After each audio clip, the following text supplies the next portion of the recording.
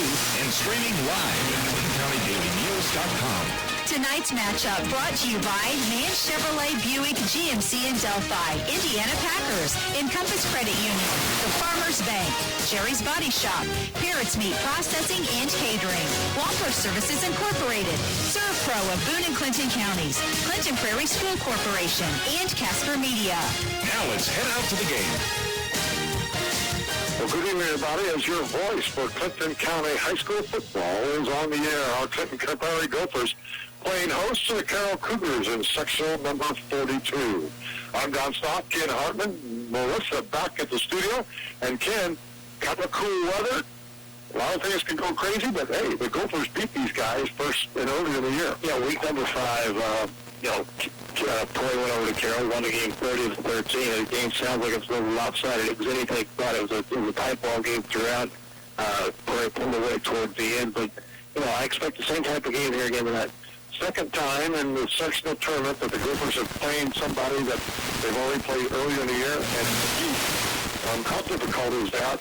We talked to Coach about it last week, and, you got to try to get the memories of how easily they won in the second half of that ball game away from the kids. You basically got to forget what you did the first time throughout it, but also you got to understand is that motivation's on the other side now because they know what happened the last time. They don't want to see it happen again, and it's a real fine line. And I would think if these kids have grown as the season's gone along, and I would hope and you'd like to think that they've matured enough now. This is their 11th game of the season. You would think they'll kind of how to handle it by now. We'll talk a little bit about the game that was played at Carroll earlier in the year.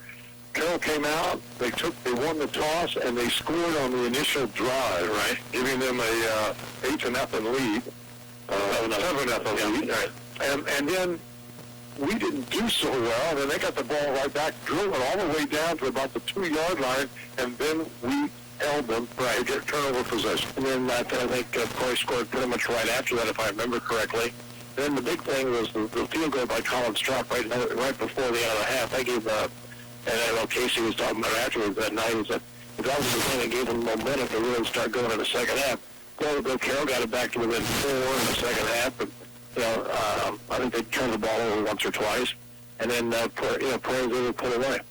Chase Joseph threw for 247 yards in that ball game, 2 touchdowns, and the rush for 2 other ones. And, that's part of the weapon. But one of the things I want to talk about is that these two teams kind of mirror each other. They do. They both have a very good quarterback. They both have a good running game. Prairie's passing game is probably a little better than Carroll, but Carroll consumes the clock in their run process. That's right, and I think you're going to see Carroll play a lot like Sheridan did a couple weeks ago against the Gophers, simply because they're going to possess the ball as much as they can. It's going to be primarily a running attack. They don't like to throw it anymore. They have to because. And knowing Mark Brown as I do, he's got the people, he'll do it. But he doesn't have the people that he's had in the past at skill positions to throw the ball like he likes to.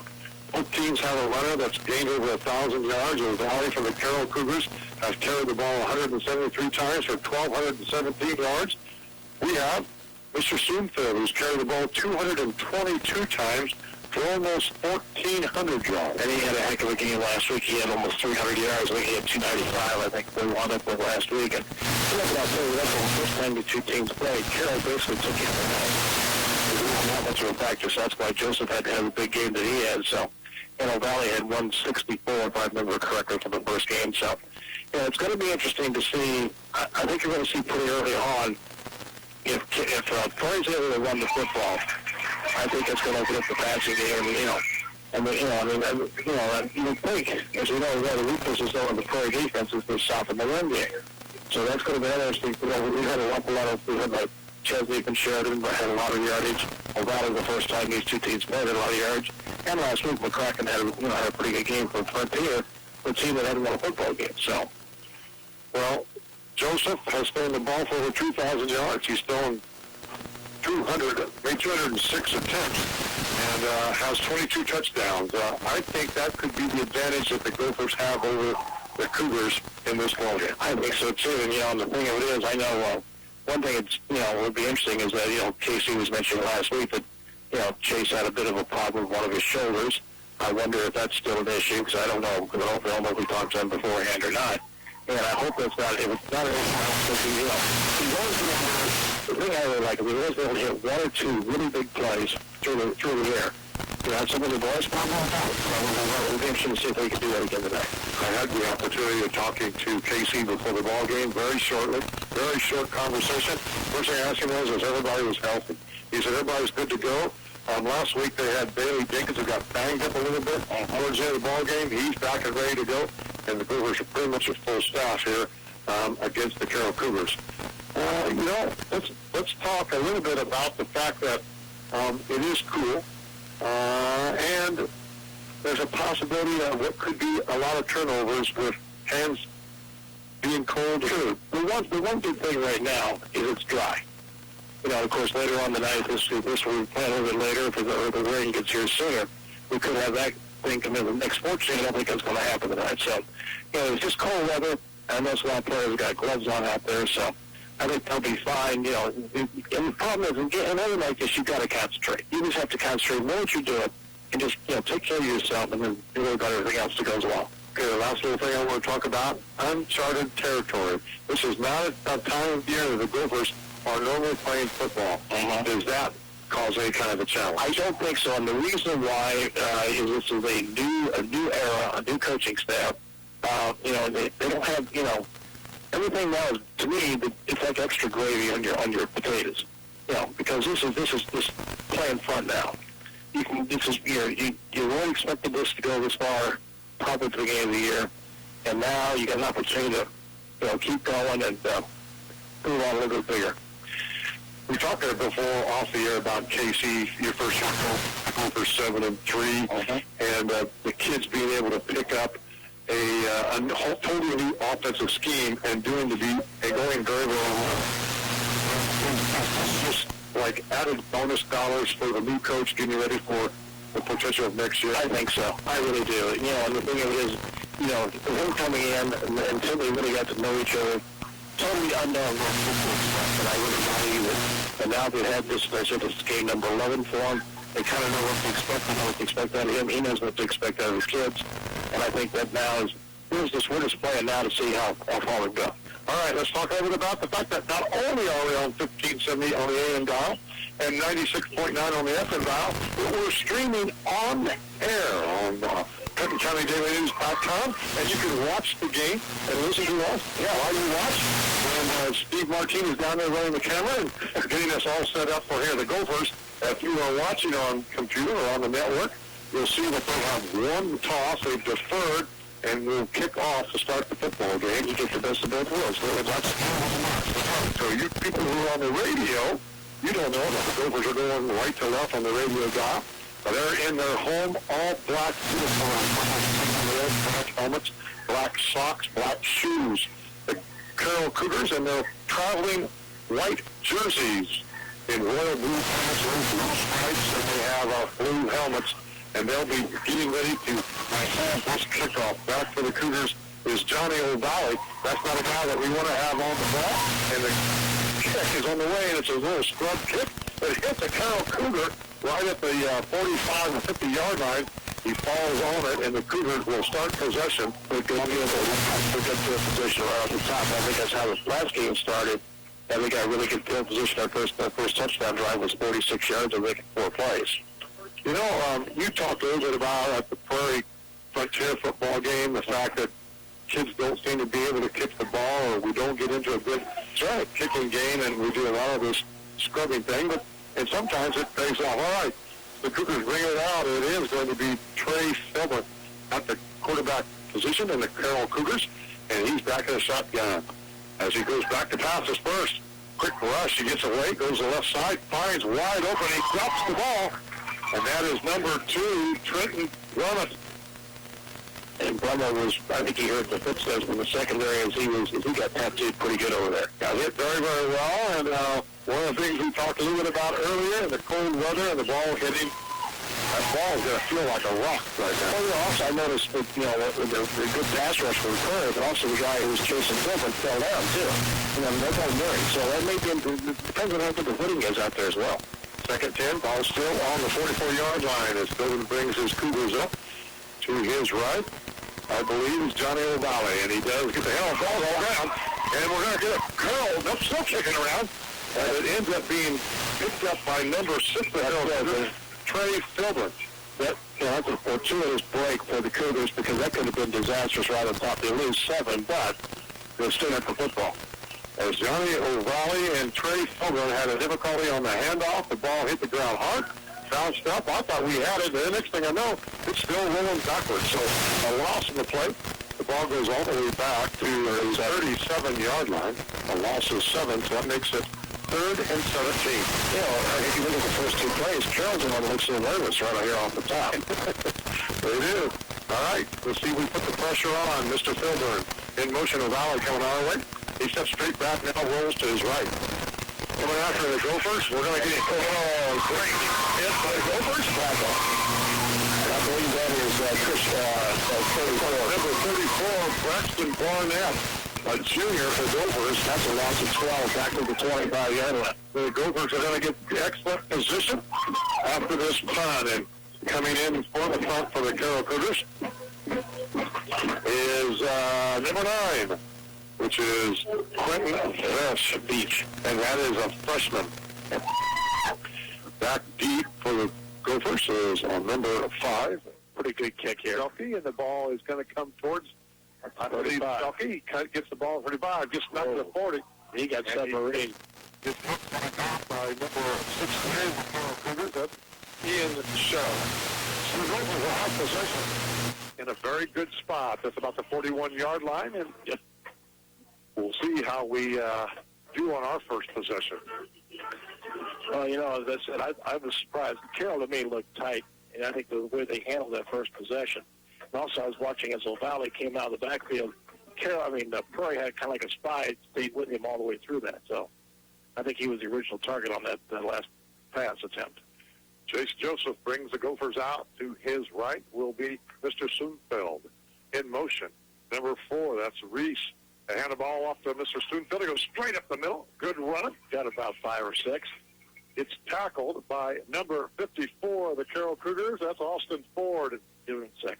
We've got a guy down for the Cougars, number 68. That is Ian Shell, and the staff coming out to take a look at him. And boy, he looks like he doesn't look pretty good pain. 9:42 to go in the first period. The Gophers with their first possession. It's going to be 2nd and 4. He's grabbing his right knee, and that's not a good thing. Yeah, I'll tell you what. Very quickly, Austin Ford called the sideline and had him come this way. So here's what let's do. Let's take a minute timeout. We'll take a break. We'll come back, and hopefully they'll be ready to roll. You're listening to Gopher Football here on 1570 and 96.9 on the FM dial, WILO. Accidents do happen, but the fine quality repair of them is no accident. Jerry's Body Shop does on-the-spot estimates and is family operated for over 46 years. For towing, body repair, alignment, and more, call Jerry's Body Shop at 659-3319. That's 659-3319. Jerry's Body Shop. Their expertise is to make your fender bender just a memory. Jerry's Body Shop, 1650 Oak Street, Frankfort. At our credit union, we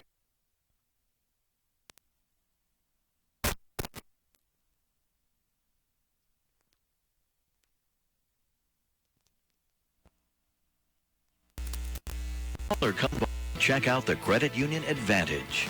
At Compass Credit, member NCUA, community-minded, just like you.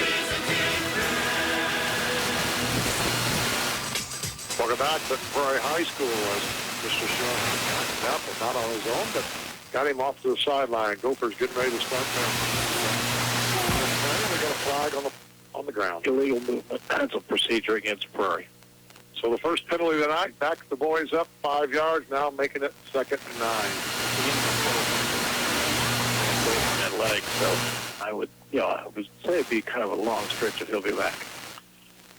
It didn't look very good, very promising for Mr. Shell. All right, so the Gophers now. March off goes. Chase Joseph back in shotgun. Handoff comes back to Soonfield, heads back to the middle. Goes a little bit to the right side and falls down, pick up of about maybe 5 yards. He's got the penalty yardage back. So we're going to be back to 3rd and 4. Ball resting on the 48-yard line of the Clinton Prairie Gophers. Gophers do a no-huddle offense. And Coach KC calls the plays in, and then Chase Joseph heads to the line to make sure the line knows what the calls are. And then we get the play off. We have twins to our side. Swoonfield, single set backfield. In motion goes Mr. Reese. Joseph still has it. Flings it out wide open to Scott. Drew Scott on a big pickup. And a touchdown saving tackle there by Silver. Chase did a great job. He rolls out to his left, heads to the line like he's going to run it, and that opened up.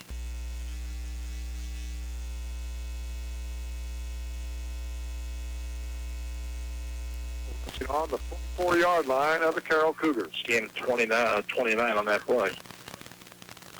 All right, Chase Joseph waiting for the snap in motion coming this way. Reese, handoff goes Swoonfield quickly to the tackle. 54 of the Carroll Cougars. That is Austin Ford again.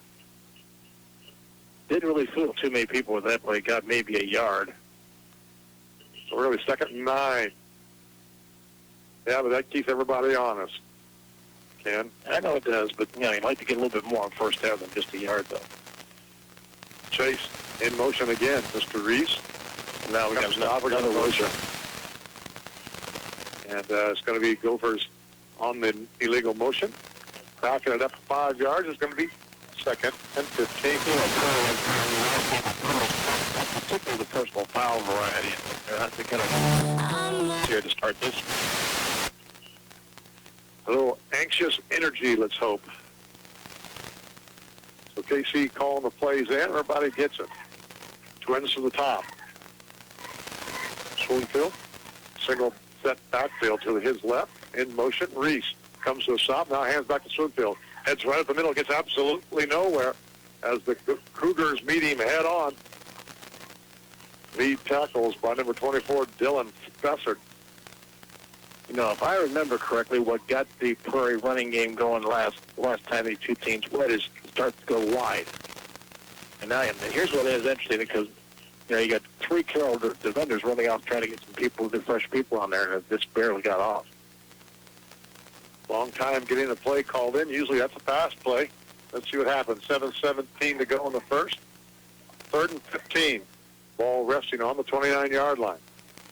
Joseph does a late signal out to the receiver to the right. Straight back. Strops. Lets him go.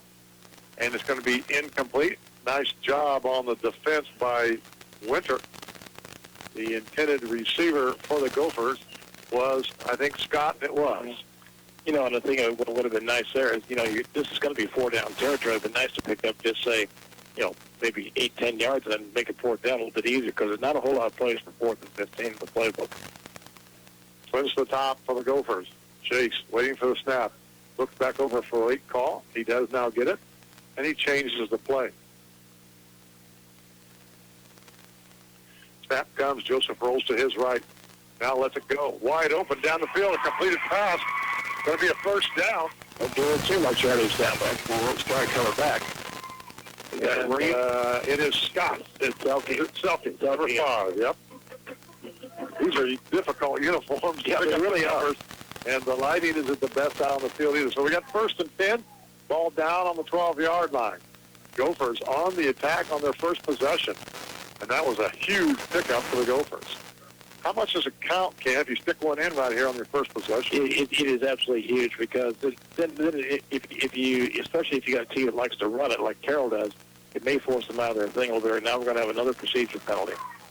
I don't know who's moving, but Reese goes in motion, didn't get set, and they pick up a motion penalty again. This is the third one in this possession.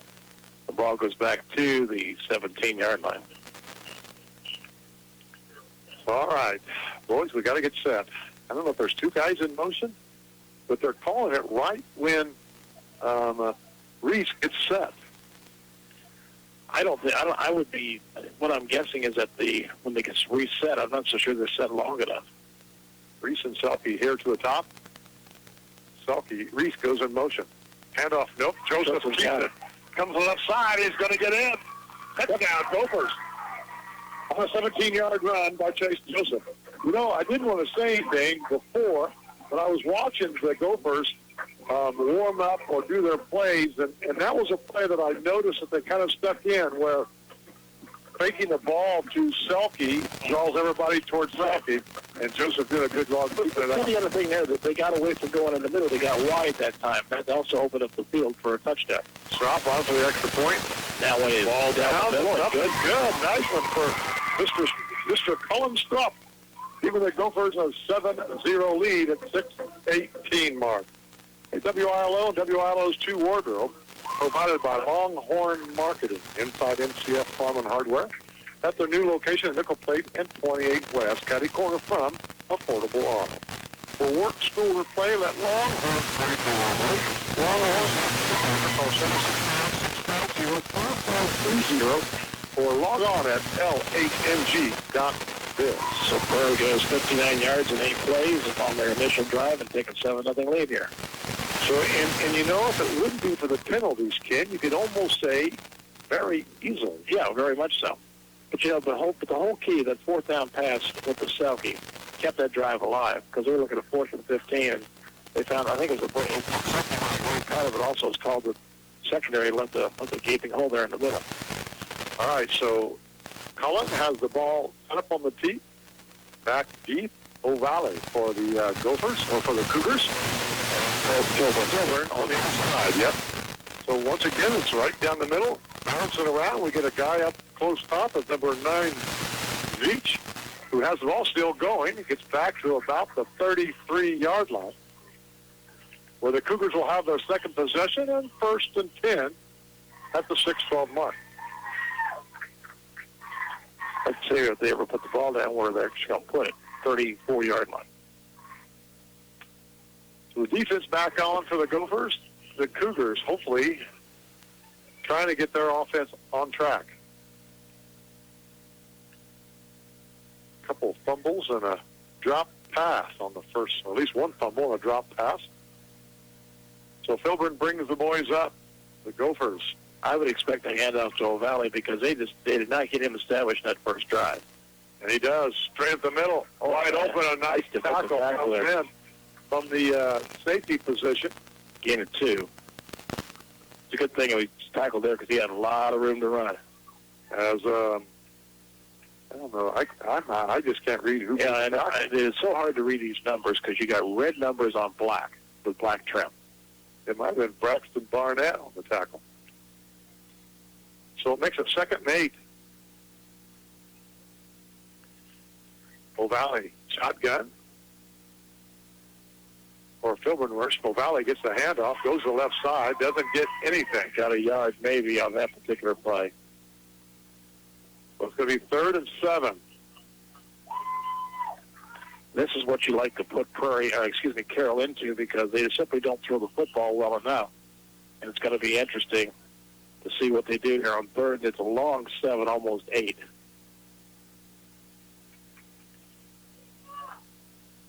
Twins to our side. Filburn waiting for the snap. Steps straight back. Now cuts it right up. And quickly comes on the tackle. It's going to be a no gain. And the Gophers grab Filburn coming out of the backfield. So it'll be 4th and 7. I'm sure they're bringing the punting team on, and they do. They have to in that case. So that's Quentin Vesh, or Vish. And Trevor Reese and Selke go deep. Looking down here as his longest, he's averaging about 29 yards a punt. Oh, originally the way the flags were blown earlier, they had to win, but the flags are now limp. And now we're going to get a late player coming on if they don't have quite enough guys out there on the field. Play clock is down to 7 here, so they better not wait too much longer. They're going to catch a delay. They get the ball back, and they'll get the kickoff. Kick is off, and it's heading towards, and they're going to let it roll. Yeah. Oh, boy, what a bad thing. And well, yeah, but down to a 22-yard line. But also it's a good thing to let them get away from the potential coughing the football up. You don't want to do that right now either. So the Gophers will get their second possession of the 4:02 mark here in the first period. 7-0. And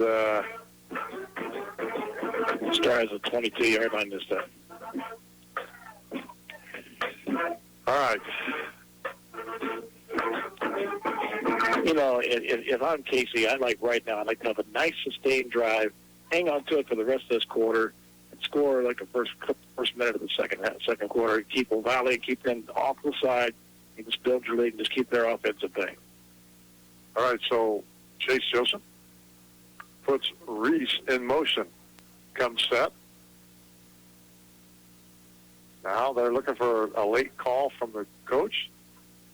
And we're down to 4 seconds. They're going to call timeout. They had to call timeout. Casey's going to call timeout. We're going to take a timeout ourselves. A minute timeout. 4:02 mark. Gophers leading 7-0. You're listening to the Gophers here on 1570 and 96.9 on the FM dial. Also streaming on ClintonCountyDailyNews.com. The 30-day challenge is now going on at Man Chevrolet Buick GMC in Delphi. Sell, sell, sell. 30 new, 30 used in 30 days. Woo!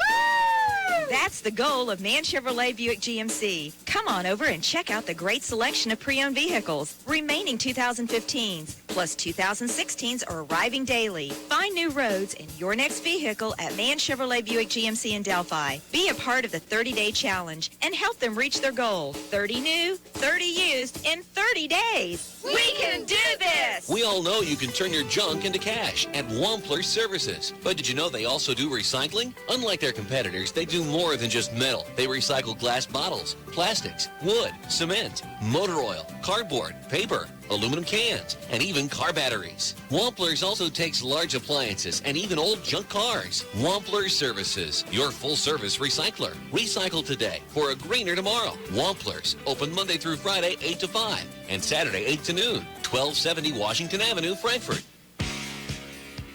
Welcome back. Clinton Prairie High School. Downstock Ken Hartman here, and they got a playoff before we got back, unless you're watching, and it was Mr. Swoonfield grabbing about 3 yards. Tackle was by Dylan Spessert, and the Gophers will have a 2nd and 7. You know, Spessert is the leading tackler in this entire area. He's far and ahead of everybody else. Pitch out goes to Spessert, or to Swoonfield. He gets around down to about the 30-yard line. As that's a play we've not seen ran before. Where I'm happy to see that, because that stretches the defense on and forces you to respect the run wide. So we got 3rd and about 3 from the 30. 3:02 to go in the first. Twins to the top. Our side. Joseph back in shotgun. Swoonfield to his left. And they check back over, and Casey gives the final instructions. Play obviously has been changed. They move Swoonfield to the right. Straight back, Joseph. He's going to throw a lob. Wide open. That's a touchdown. And I don't see anybody catch it. No way. Easy touchdown. See, that's what's happened every time that these two teams have gotten together. A big touchdown pass by Chase Joseph. That's a 70-yarder. Is that Trevor Reese? I think so. And that'll be his 8th touchdown of the year. That'll put him over 600 yards. Well, you know, once he got past, once he caught the football, it was over. Joseph did a nice job, though. He faked to the first guy. It looked like it was going to be a little screen pass. And then that gave Reese time to get past the defense. Ball down for the extra point. On the way. No good. Off the right. But the Gophers now lead 13-0 at 2:32 to go in the first period. Wow, Ken, I never expected this. Well, you know, that's what, you know, this is what I'm saying. When you play a team, you got to jump on them early, and that's what's happened. Now we want to see, do they have the killer instinct it takes to put them away and just don't let them back in this football game? Well, the other sectional, in sectional 42, the other two teams playing Lafayette Central Catholic, and they're playing Attica tonight. And the winner of this ball game will match up with the winner of that ball game. If it's Lafayette Catholic or even if it's Attica, they'll be playing at their facility. So the Gophers off to a good start in the semifinal round here. It looks like we might be heading next week out of town, which is always a good thing. All right, Mr. Strop putting the ball down and getting ready to tee it up, and it just confirmed it was Reese. So Yeah, I thought it was. Yeah, we thought it was. I'll tell you what, these numbers are hard to read. And then you get down to single numbers on the back, and they're even tougher. I know it. All right, Colin approaches. Ball's kicked. Going to be a little cooch here to number 6 again. That would be Filbert. It gets to about the 38, 39-yard line, and that's it. Excuse me, number 9. That was number 9. That's Veach. And he's the guy who picked it up last time, so the Cougars will have it all again at the 38-10 at the 38-yard line. Yeah. And if you're Prairie, you just want to keep this on. You don't want to let up now. A game like this, when it's win or go home, you don't ever want to let people back in the game. So this is probably even a bigger set of downs for the Gophers than the first two. It's definitely a big one for Carroll, because they got to get some points on the board here.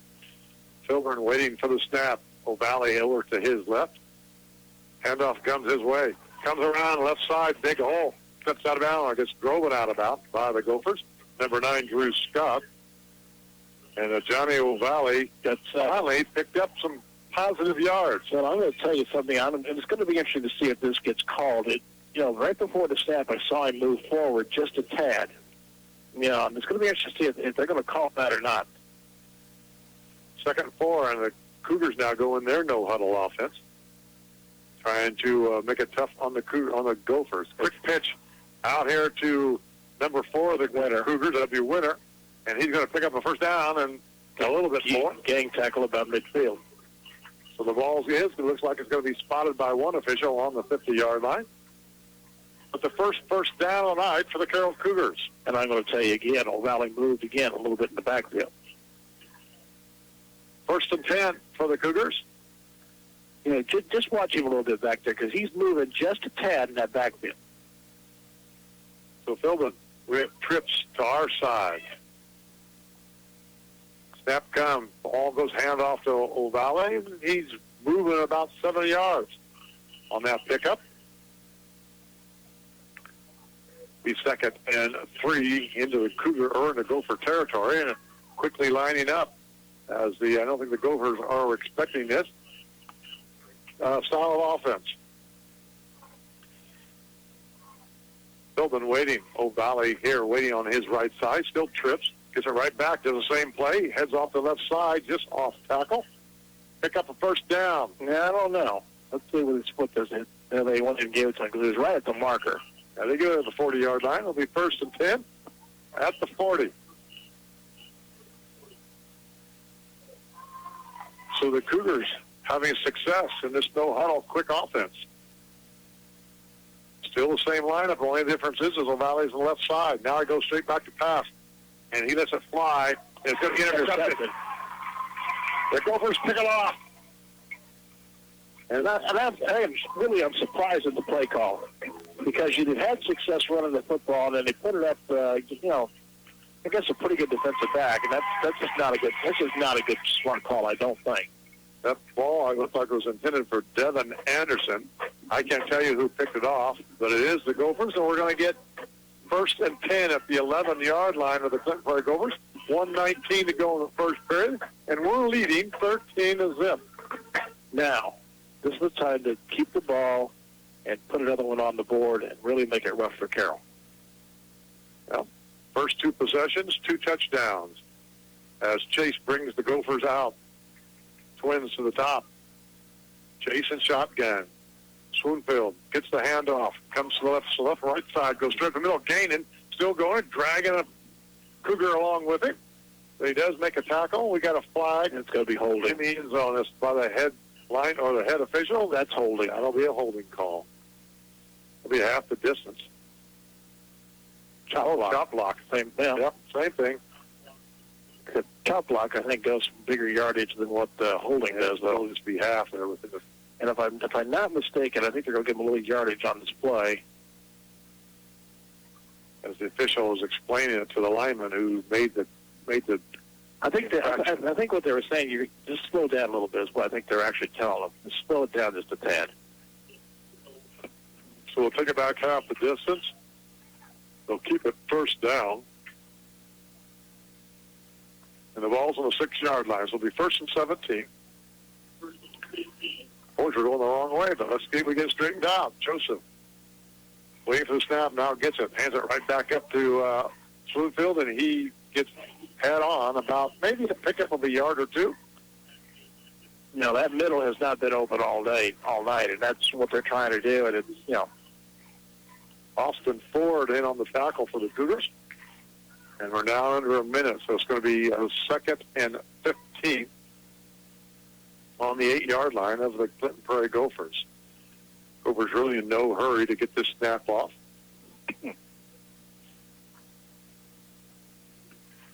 Gophers have twins to the top. Chase waiting for the snap. Gets it. Steps back into the 1-yard line. Gets the pass off. And he gets around. What a move. And he's gone. He is gone again. That's going to be a 92-yard run. That's another touchdown. Once he got free from the original line, it was all over. Well, I'll tell you what, they're making this look pretty simple. Right now they are. 19 zip right now. 19 seconds to go in the first quarter. It's 208 yards passing for Chase Joseph already. We're not even out of the first quarter yet. So the Gophers look like they're going to go for 2 here. I would, because you need to get back that point you just missed. Looking to see. It's an empty backfield. Chase waiting for the snap. Gets it. Runs the line. Jump pass. Pass and a touchdown. Point is good. 2-point conversion is good. The jump pass. 21-0. I'm trying to see who got it. It's all Prairie Gophers. It's 30. That's 34. That would be Braxton Barnett. That's what I'm going to give it to, because I think that's who got it. Man, what a great play. Runs to the line. Jump. It's like Tim Tebow from the other side. But, and I'm sure right now, if you're Mark Brown in your club, you're going like, what has hit us? 21-0 with nobody. I don't think anybody expected this. Well, I'm going to be real honest with you. We talk about uncharted territories. You would think Clinton Prairie has played this 1,000 times, right? And the Cougars haven't. I thought the opposite way. I know the Cougars are kind of into that feel, and I thought they would come out rolling. But here again, you have a new coach, new team, and this is all brand new for everybody. So why not? Why not experience it the right way? That's what they're doing here so far. Well, 3 possessions, 3 touchdowns as Collins Strupp back for the kickoff. We've been kicking it to number 9 here, Mr. Vesh.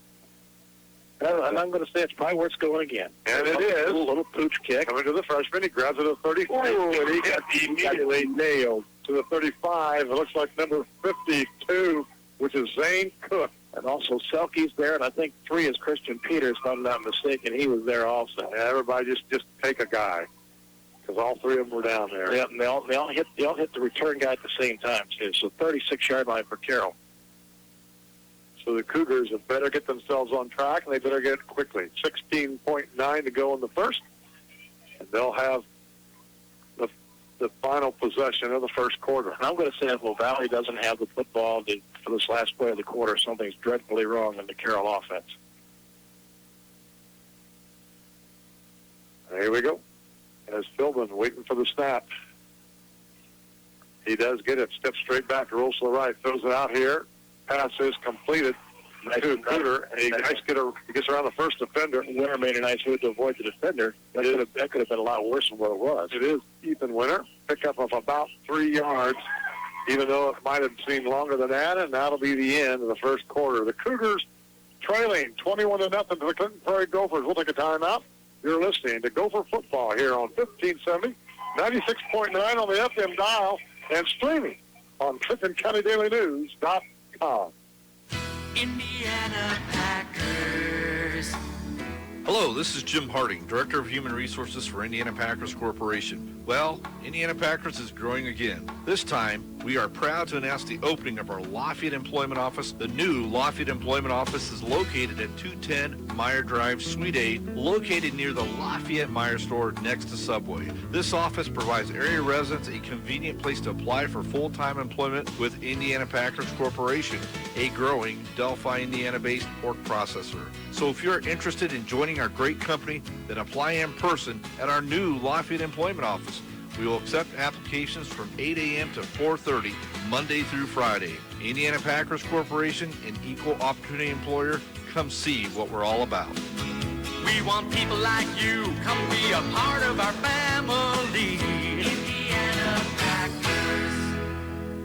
The Farmers Bank's mobile banking and tablet app puts everyday banking tasks at your fingertips. Access is available 24 hours a day, 7 days a week, anytime, anywhere. This is Jean Vesco, Main Office Assistant Branch Manager. In today's fast-paced world, you need access to your money regardless of where you are, whether you're at home, work, or on vacation. Our convenient mobile banking services are just a simple click away. Our app is available on our website at thefarmersbank.com. Member FDIC, Equal Housing Lender.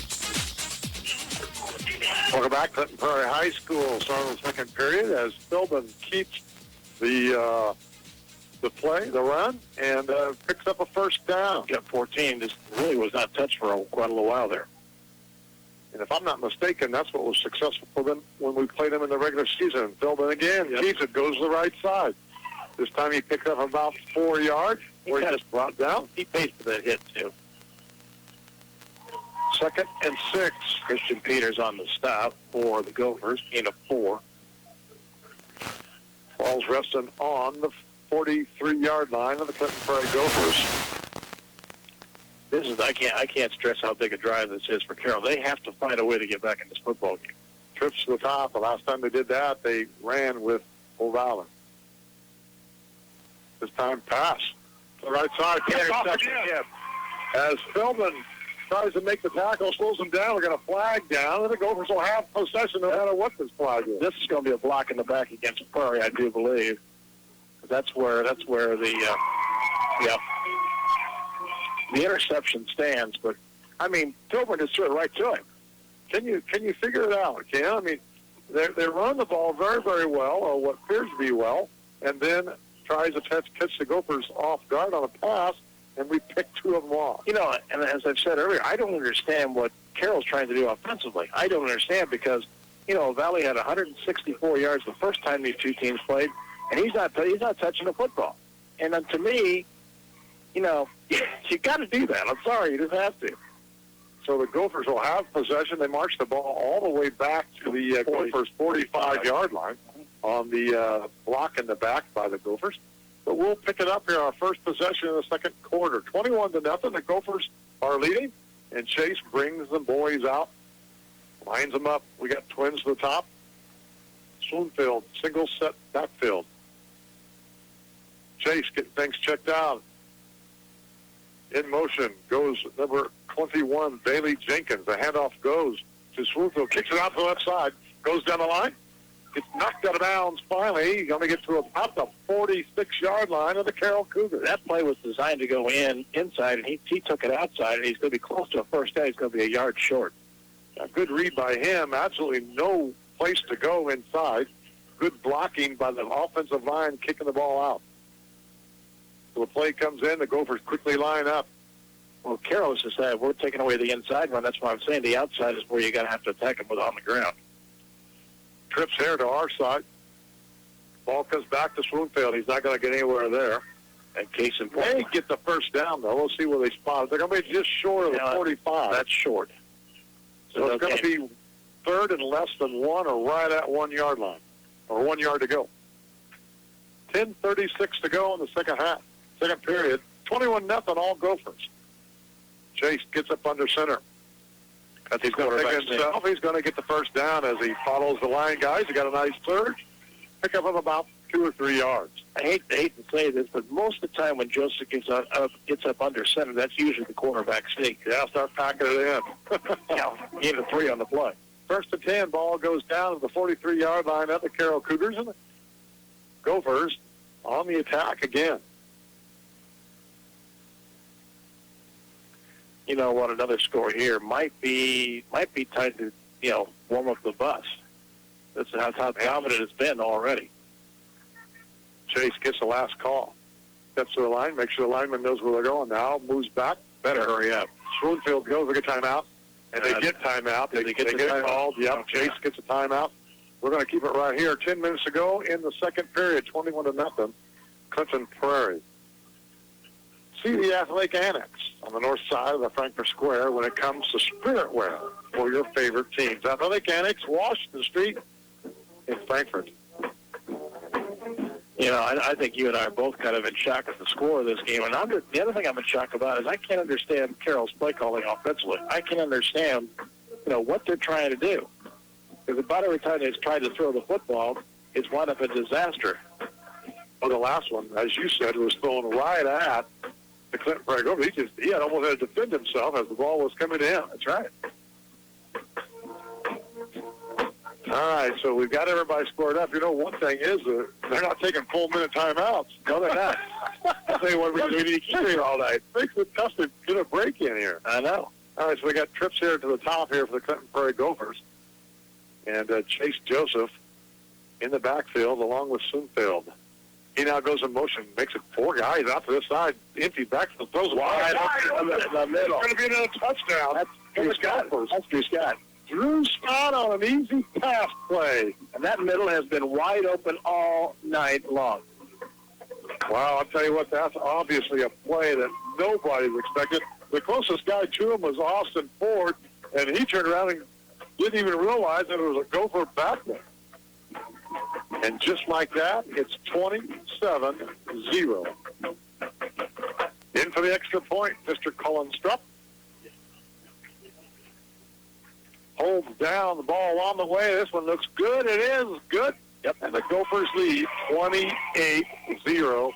9:52 to go in the first half. And wow, this route is unbelievable.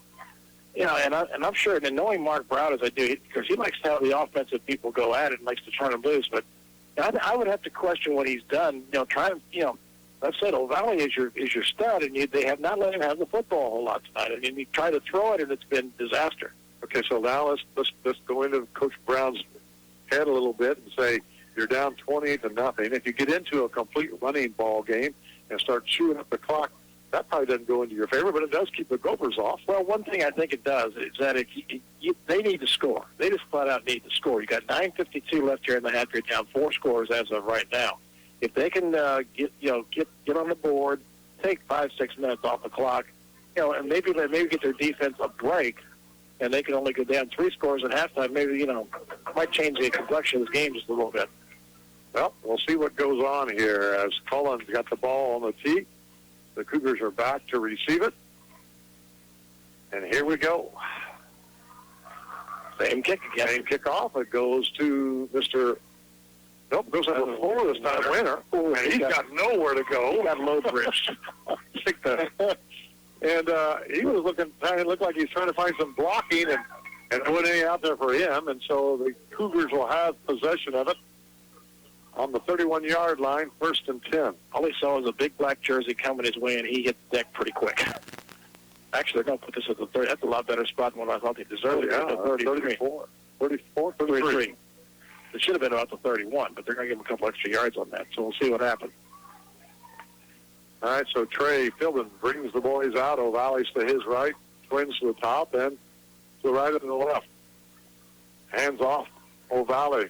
Big room here on the left side. Gets a couple of defensive tackles, and he's still going. Has some missed tackle there at about the 45-yard line. He gets all the way down to the Gopher 33, 34-yard line. Big run by O'Valley. Kind of a counter play as he kind of delayed the handoff, and he had him coming back the other way. And a nice big hole and a nice gain there for the Cougars. I'll tell you what, Johnny kept his balance very, very well on about the 45-yard line. I thought that's where he was going to get it, and he picked up another 10 yards. Gain of 33, and now they're down to the 34-yard line, their deepest penetration of the night. Philbin now does the same thing, hand off to O'Valley, finds another hole on the right side. He's down the sideline, he gets tackled, and takes the ball down to inside the 20 now. Yeah. I'll tell you what, He's picking up and moving the ball right now. Yeah, he's down to the 19, and, not saying that, this is what they should have been done all along. If it's any indication, they're down to the 19-yard line. 1st and 10. Philbin gets a snap, gives it back again this time. He might get a yard, but boy, he got popped in the backfield. He should have been tackled for a loss. He got back to the line of scrimmage. But the Gopher defense come to call there. 2nd and 10 on the 19-yard line. 8:57 to go in the first half as the Cougars trying to get on the board, trailing at 28 points. But here again, he should have been stopped for about a couple-yard loss on that play. I think you still take it as a victory, though, right? Yeah. Oh, yeah. Philbin waiting for the snap.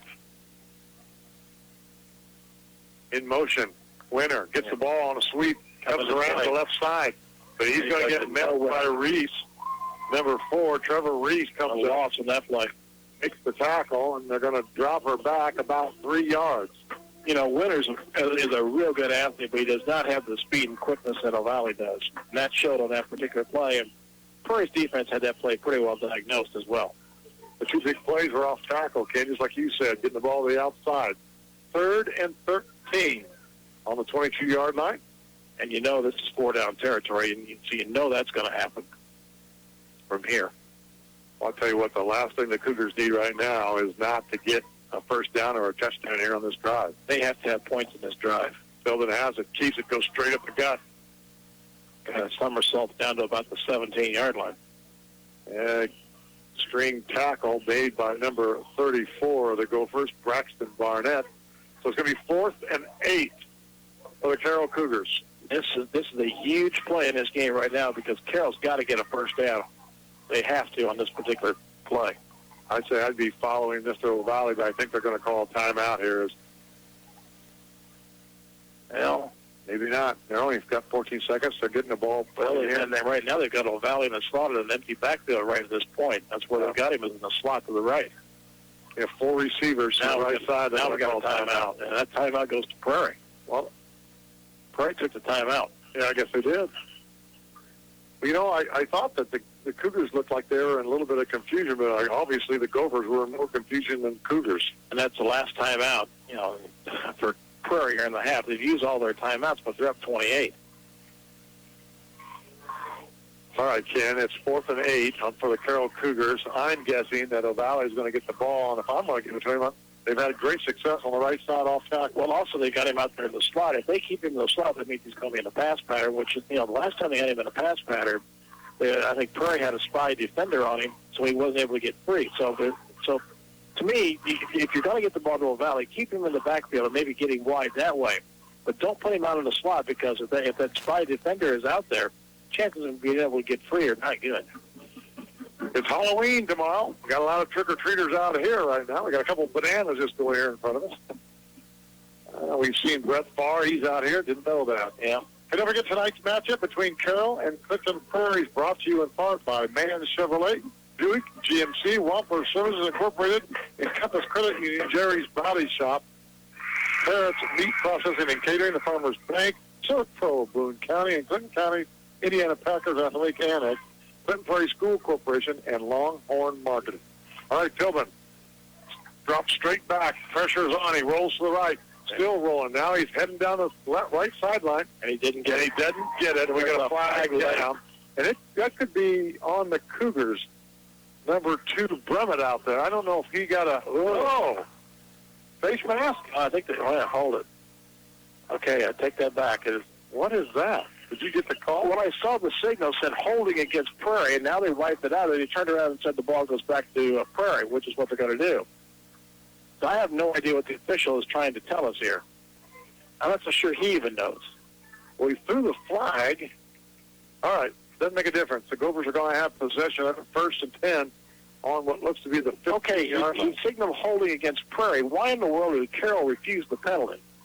That makes no sense. I don't know if they refused the penalty. Well, but the problem is that's what he just signaled. Well, I'm telling you, this is kind of confusing out here. It is confusing. And Coach Brown over there on the Cougars, he's not very happy about it. I wouldn't be either. Because the thing of it is, why would you refuse a holding penalty against another play? Why would you do that? I just don't think. I don't know whether they had the option to refuse. Well, that's for whatever. That's what I'm beginning to wonder. Ream out here, all way out here as a receiver. Hand off to Spoonfield. Finds hole on the right side. Gets to the 25-yard line where he gets knocked down. He's going to be close to a first down by number 6, Trey Filburn. They give him the first down. Inland tackle, so a pickup of about 10, maybe 11 yards. Mm-hmm. The Gophers having their way right now. I would love to get a hold of the officials and say, what were you trying to tell us on the last play? I have no idea what that was about. It was pretty confusing. Joseph straight under center, hands off to a single step back. Spoonfield gets about a yard, maybe 2 at the most. I think he got back maybe to the line of scrimmage, and that might be nice if they got in that far. They're going to give him at least one. It looks like we blued the guy on the other side of the official, spotting the ball down. Well, the 25-yard line or 26-yard line, so no gain.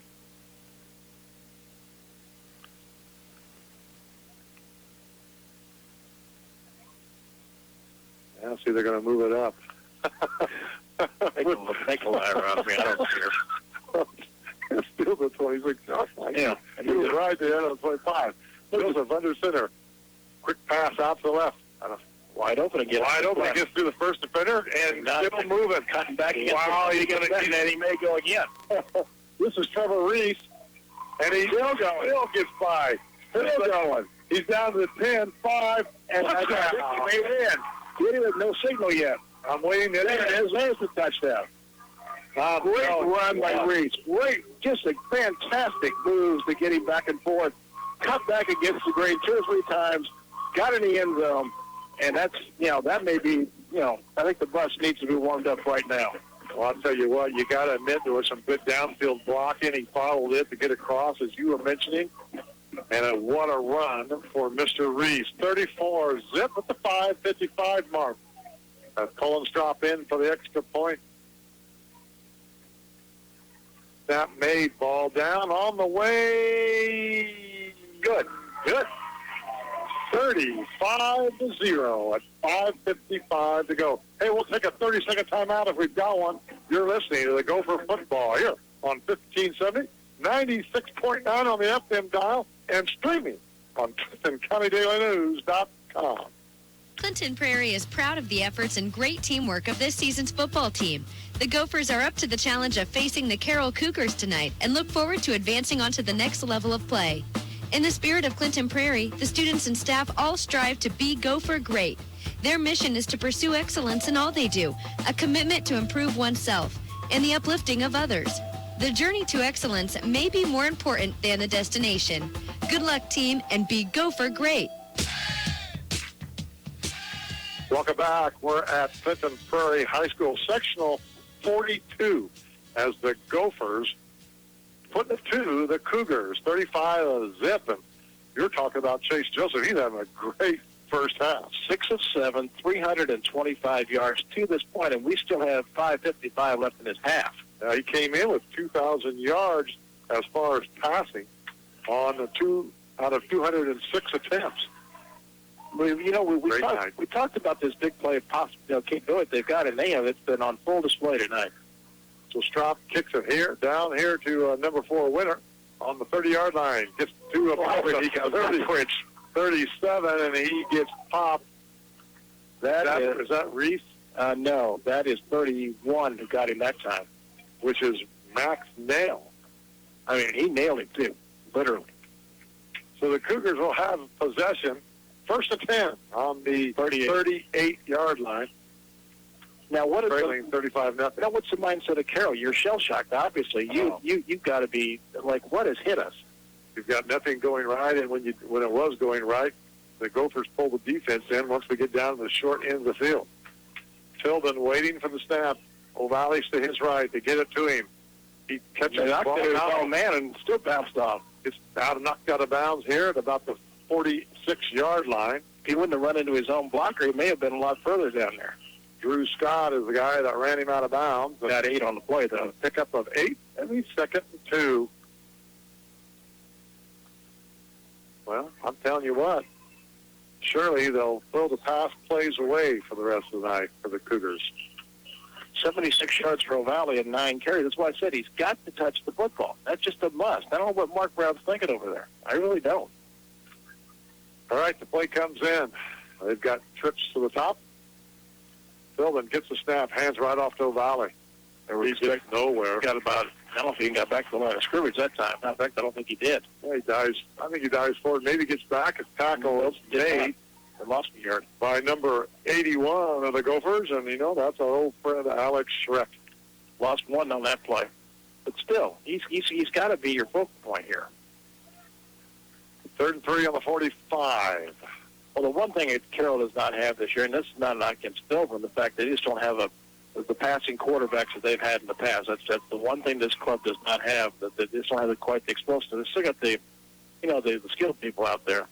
Philbin hands it back off to O'Valley. Now tries to go to the right side. He didn't go anywhere. Goes more east than west, and he goes north and south, and he may actually lose a little bit of yardage again. Yeah, he did lose a yard. About a yard. I thought they may have getting back to the line of scrimmage. They did not do that on that particular play.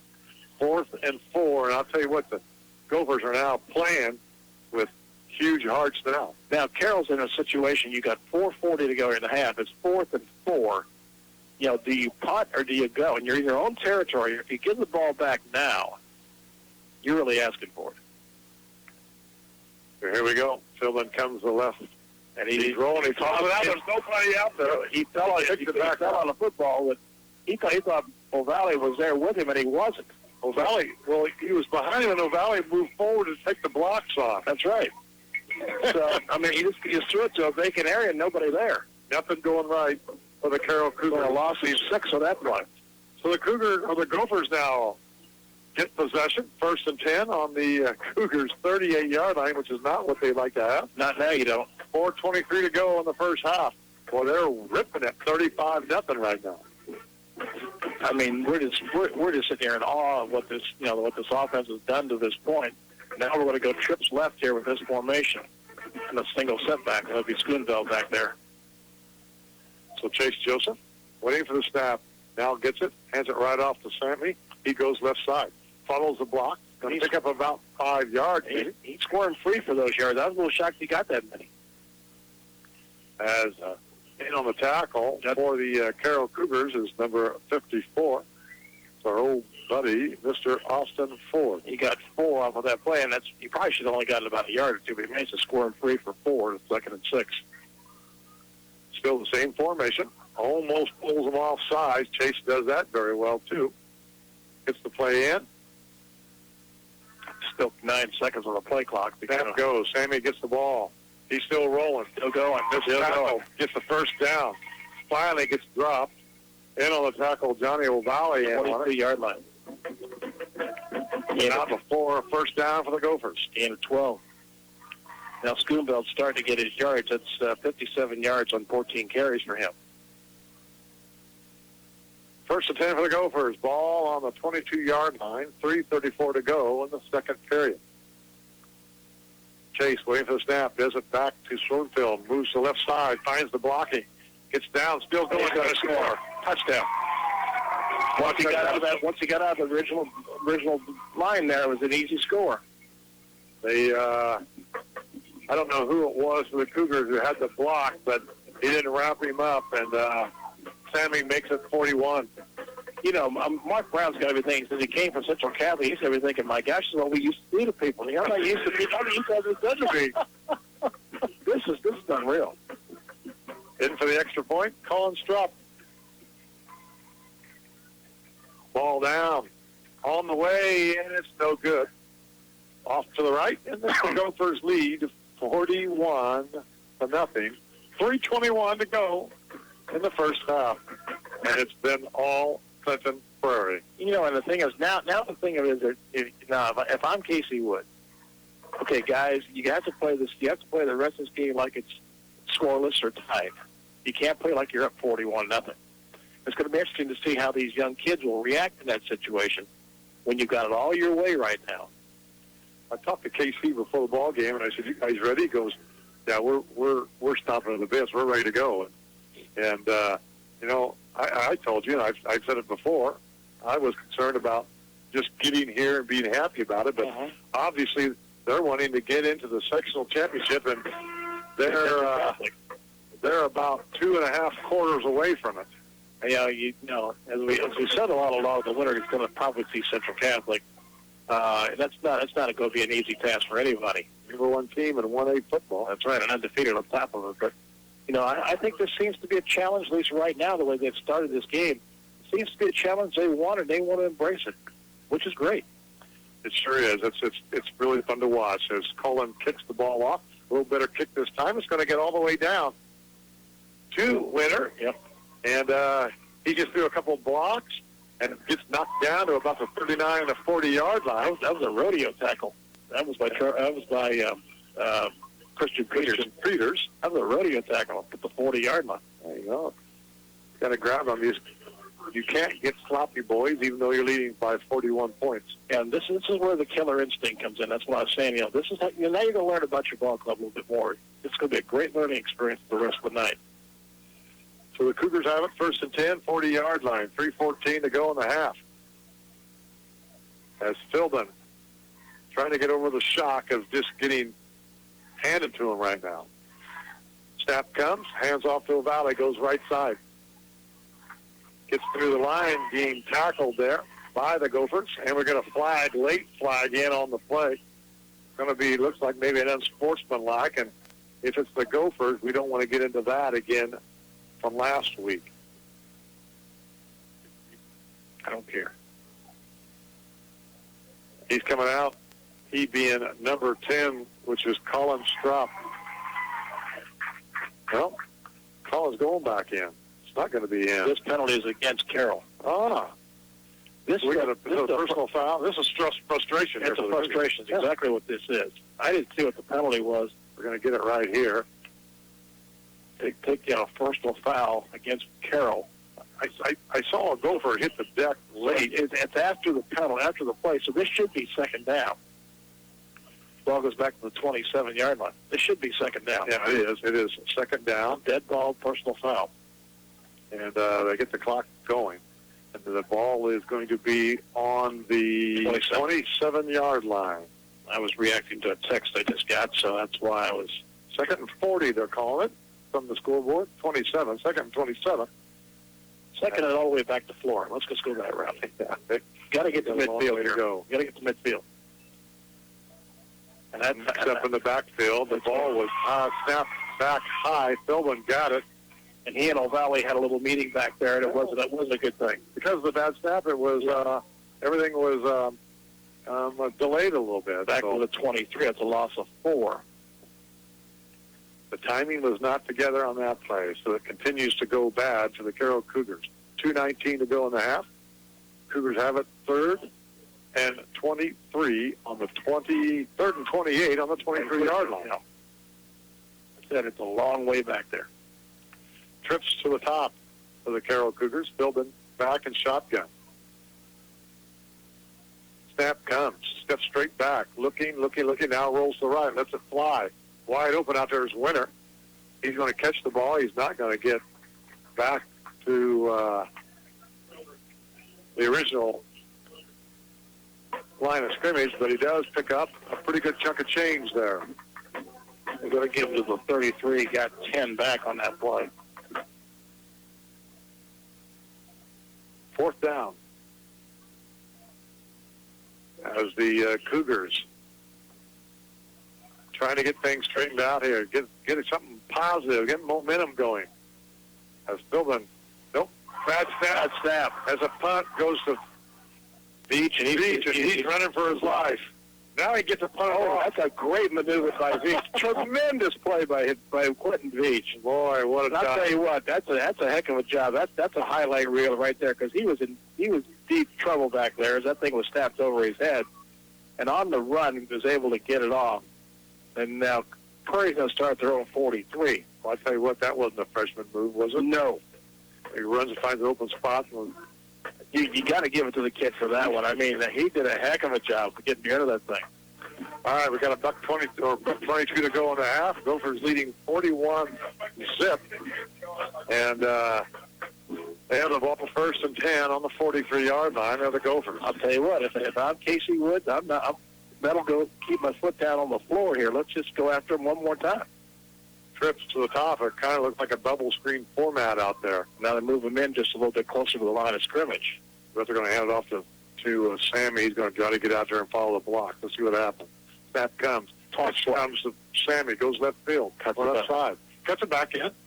And I'll tell you what, Carroll defended that pretty well. I think we get a couple of yards off that play.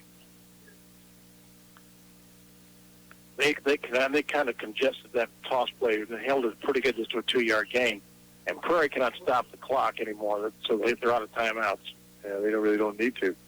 Well, tell you what, though, you always like to look on your 2-minute offense any chance you get. You're going to need it later. Now they bring trips to this side.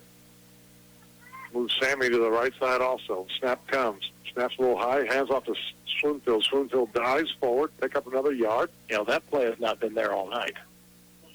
Straight ahead has not worked all night for Prairie. We'll see how the officials, they could wait until the clock gets down to 25 before they set the ball. And that looks like what they're going to do. They finally do set it. They don't have to set a playoff if they don't want to. If I'm Prairie, I would just say don't worry about it. You know, I wouldn't even run a play. But I think they're going to. Trips to the right.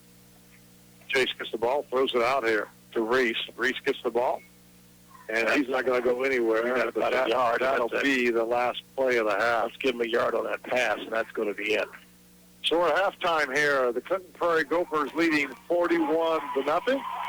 We're going to take about a 2-minute timeout. I'll get our staff guy ready to go here, and then we'll come back. You're listening to the Gopher football here on 1570, 96.9 on the FM dial, and streaming on ClintonCountyDailyNews.com. Hi, this is Dave from ServPro. Lots of people love the sound of a good thunderstorm, but not if that storm is flooding your home or business.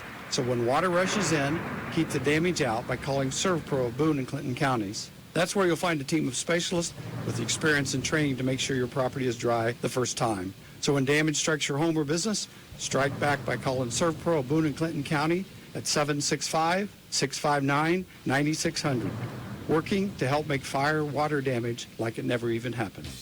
There's only one name to remember when you're having a backyard barbecue or need a party catered. That's Parrott's Meat Processing and Catering. Parrott's will fully take care of your event. All you do is furnish the people and the place. Parrott's will take care of the rest, including cleanup. Now that is a deal. So sit back, relax, and call Parrott's today for all your catering needs. No party too big or too small.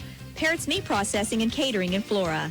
574-967-3711. Accidents do happen, but the fine quality repair of them is no accident. Jerry's Body Shop does on-the-spot estimates and is family operated for over 46 years. For towing, body repair, alignment, and more, call Jerry's Body Shop at 659-3319.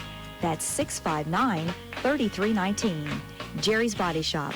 Their expertise is to make your fender bender just a memory.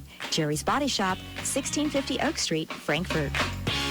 At our credit union, we take a team approach to finances. You see, unlike other financial institutions, here you're a member owner, not a customer. And because we're not for profit, we usually have better rates and fewer service charges. Call or come by to check out the Credit Union Advantage. Encompass Credit Union, member NCUA, community-minded, just like you.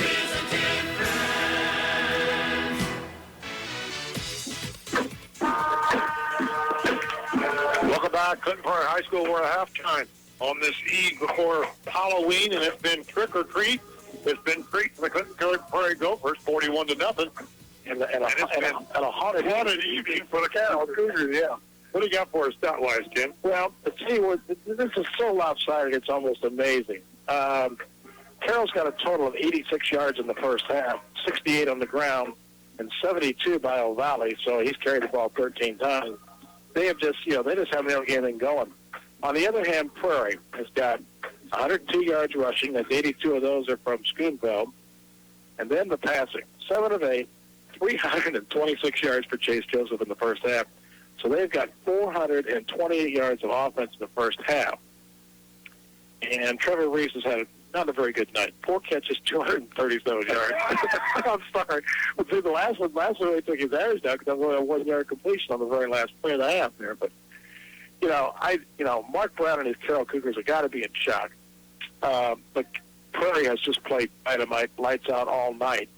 And whatever the pregame speech was or the pre-week stuff, save it, bottle it, and get it ready for next week. You know, we talked a little bit about the first meeting here up at Carroll and the fact that in the first quarter it was a lot of Clinton or Carroll High School as they were pretty dominant. And then once the Gophers got things going, man, they just kind of steamrolled, and that's not stopped here today. Yeah.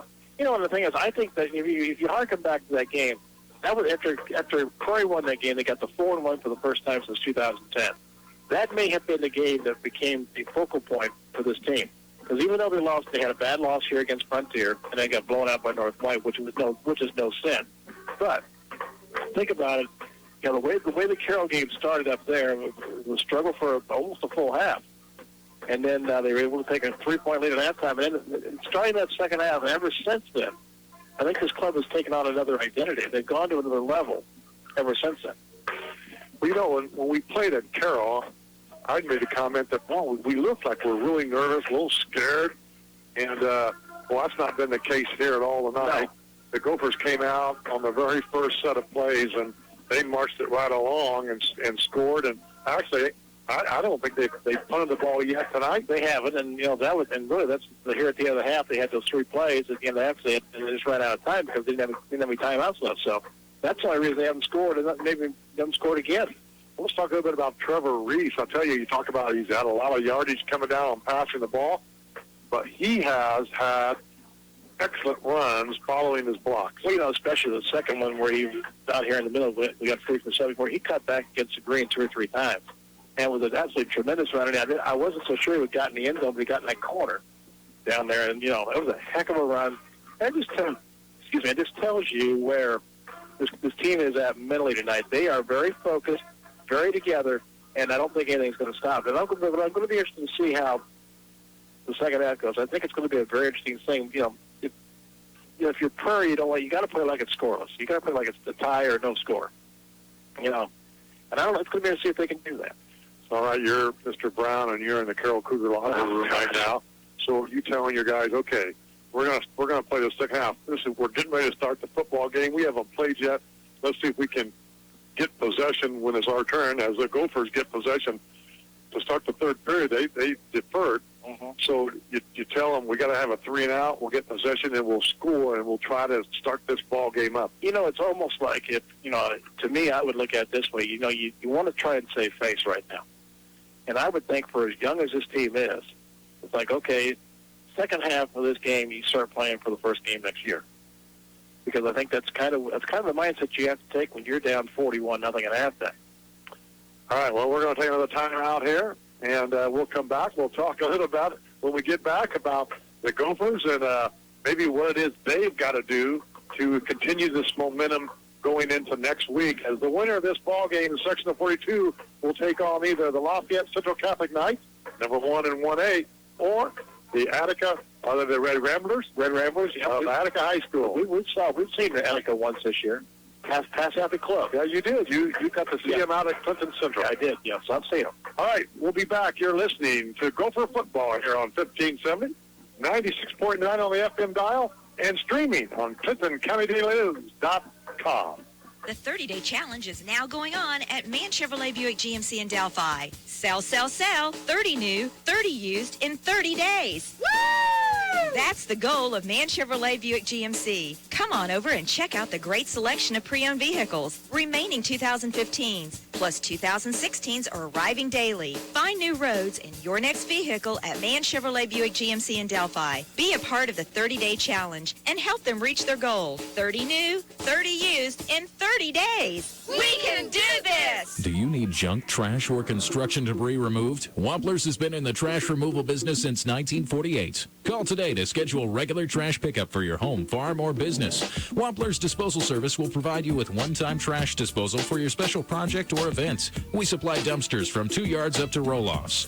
You worry about making the trash, let Wamplers worry about what to do with it. Call Wamplers today at 659-3721. Remember, at Wamplers, you call and we'll haul. Clinton Prairie is proud of the efforts and great teamwork of this season's football team. The Gophers are up to the challenge of facing the Carroll Cougars tonight and look forward to advancing on to the next level of play. In the spirit of Clinton Prairie, the students and staff all strive to be Gopher great. Their mission is to pursue excellence in all they do, a commitment to improve oneself, and the uplifting of others. The journey to excellence may be more important than the destination. Good luck, team, and be Gopher great. Indiana Packers.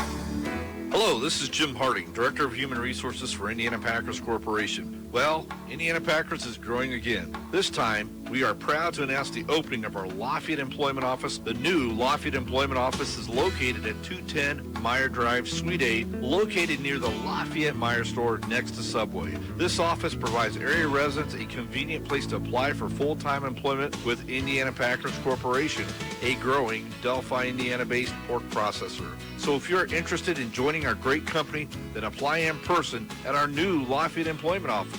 We will accept applications from 8 a.m. to 4:30, Monday through Friday. Indiana Packers Corporation, an equal opportunity employer.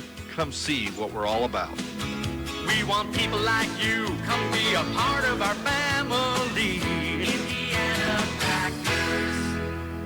Hi, this is Missy from ServPro. Did you know that 50% of businesses may never reopen following a fire or water disaster? That's why it's crucial to make sure your business is ready for whatever happens with a free emergency-ready profile from ServPro of Boone and Clinton counties. So get ready today and protect your property from the uncertainty of tomorrow by calling ServPro of Boone and Clinton counties at 765-659-9600, helping make fire and water damage like it never even happened. The Farmers Bank mobile banking and tablet app puts everyday banking tasks at your fingertips. Access is available 24 hours a day, 7 days a week, anytime, anywhere. This is Lee Randolph, main office branch manager. And in today's fast-paced world, you need to access your money regardless of where you are. Whether you're at home, work, or on vacation, our convenient mobile banking services are just a simple click away. Our app is available on our website at thefarmersbank.com. Member FDIC, Equal Housing Lender. Welcome. How about that? We do a little bit this way. Welcome back. We're at Clinton Prairie High School.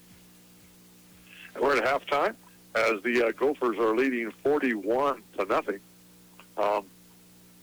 Okay, let's talk a little bit about the Gopher side of things now, and that is they're up 41-0, and you can't allow any kind of I wouldn't say a letdown, but just the fact that because you're up so large that you can now relax and take it easy.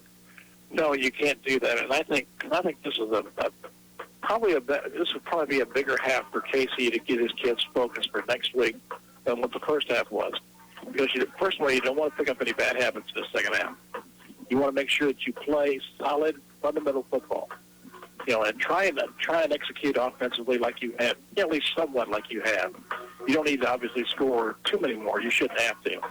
I'm not saying you just want to make sure you keep us on the same plane, get yourself just on another elevation, play for next week. You just don't want to pick up any bad habits, and show that killer instinct, put them away. It almost is down now, but just make sure they don't get back in the game.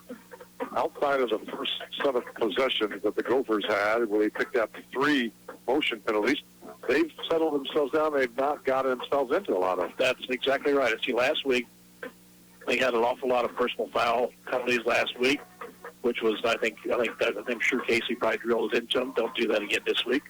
They're going to be over here by me, and they can really get into that situation again very easily.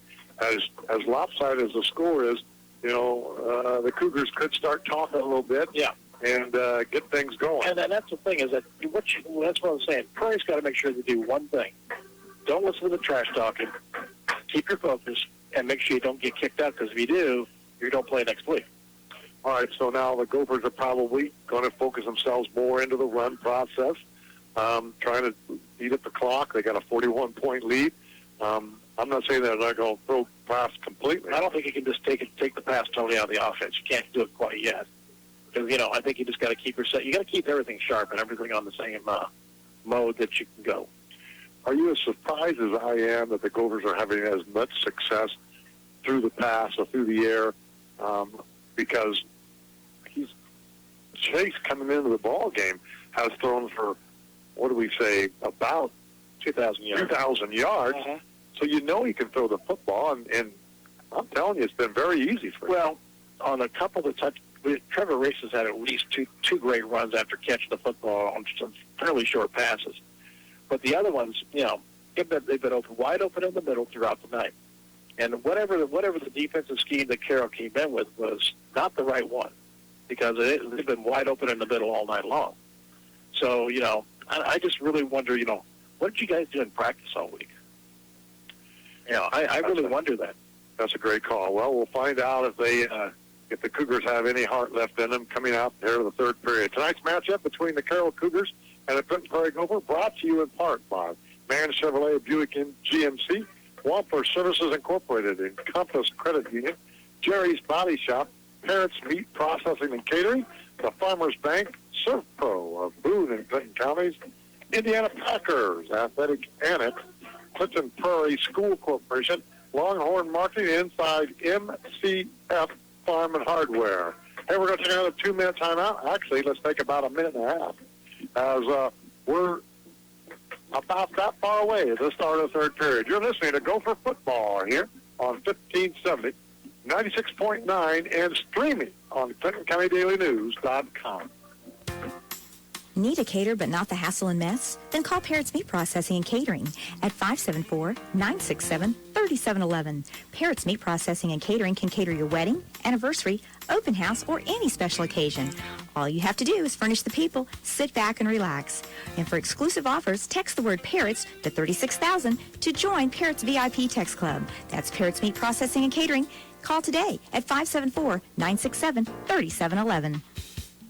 Accidents do happen, but the fine quality repair of them is no accident. Jerry's Body Shop does on-the-spot estimates and is family operated for over 46 years. For towing, body repair, alignment, and more, call Jerry's Body Shop at 659-3319.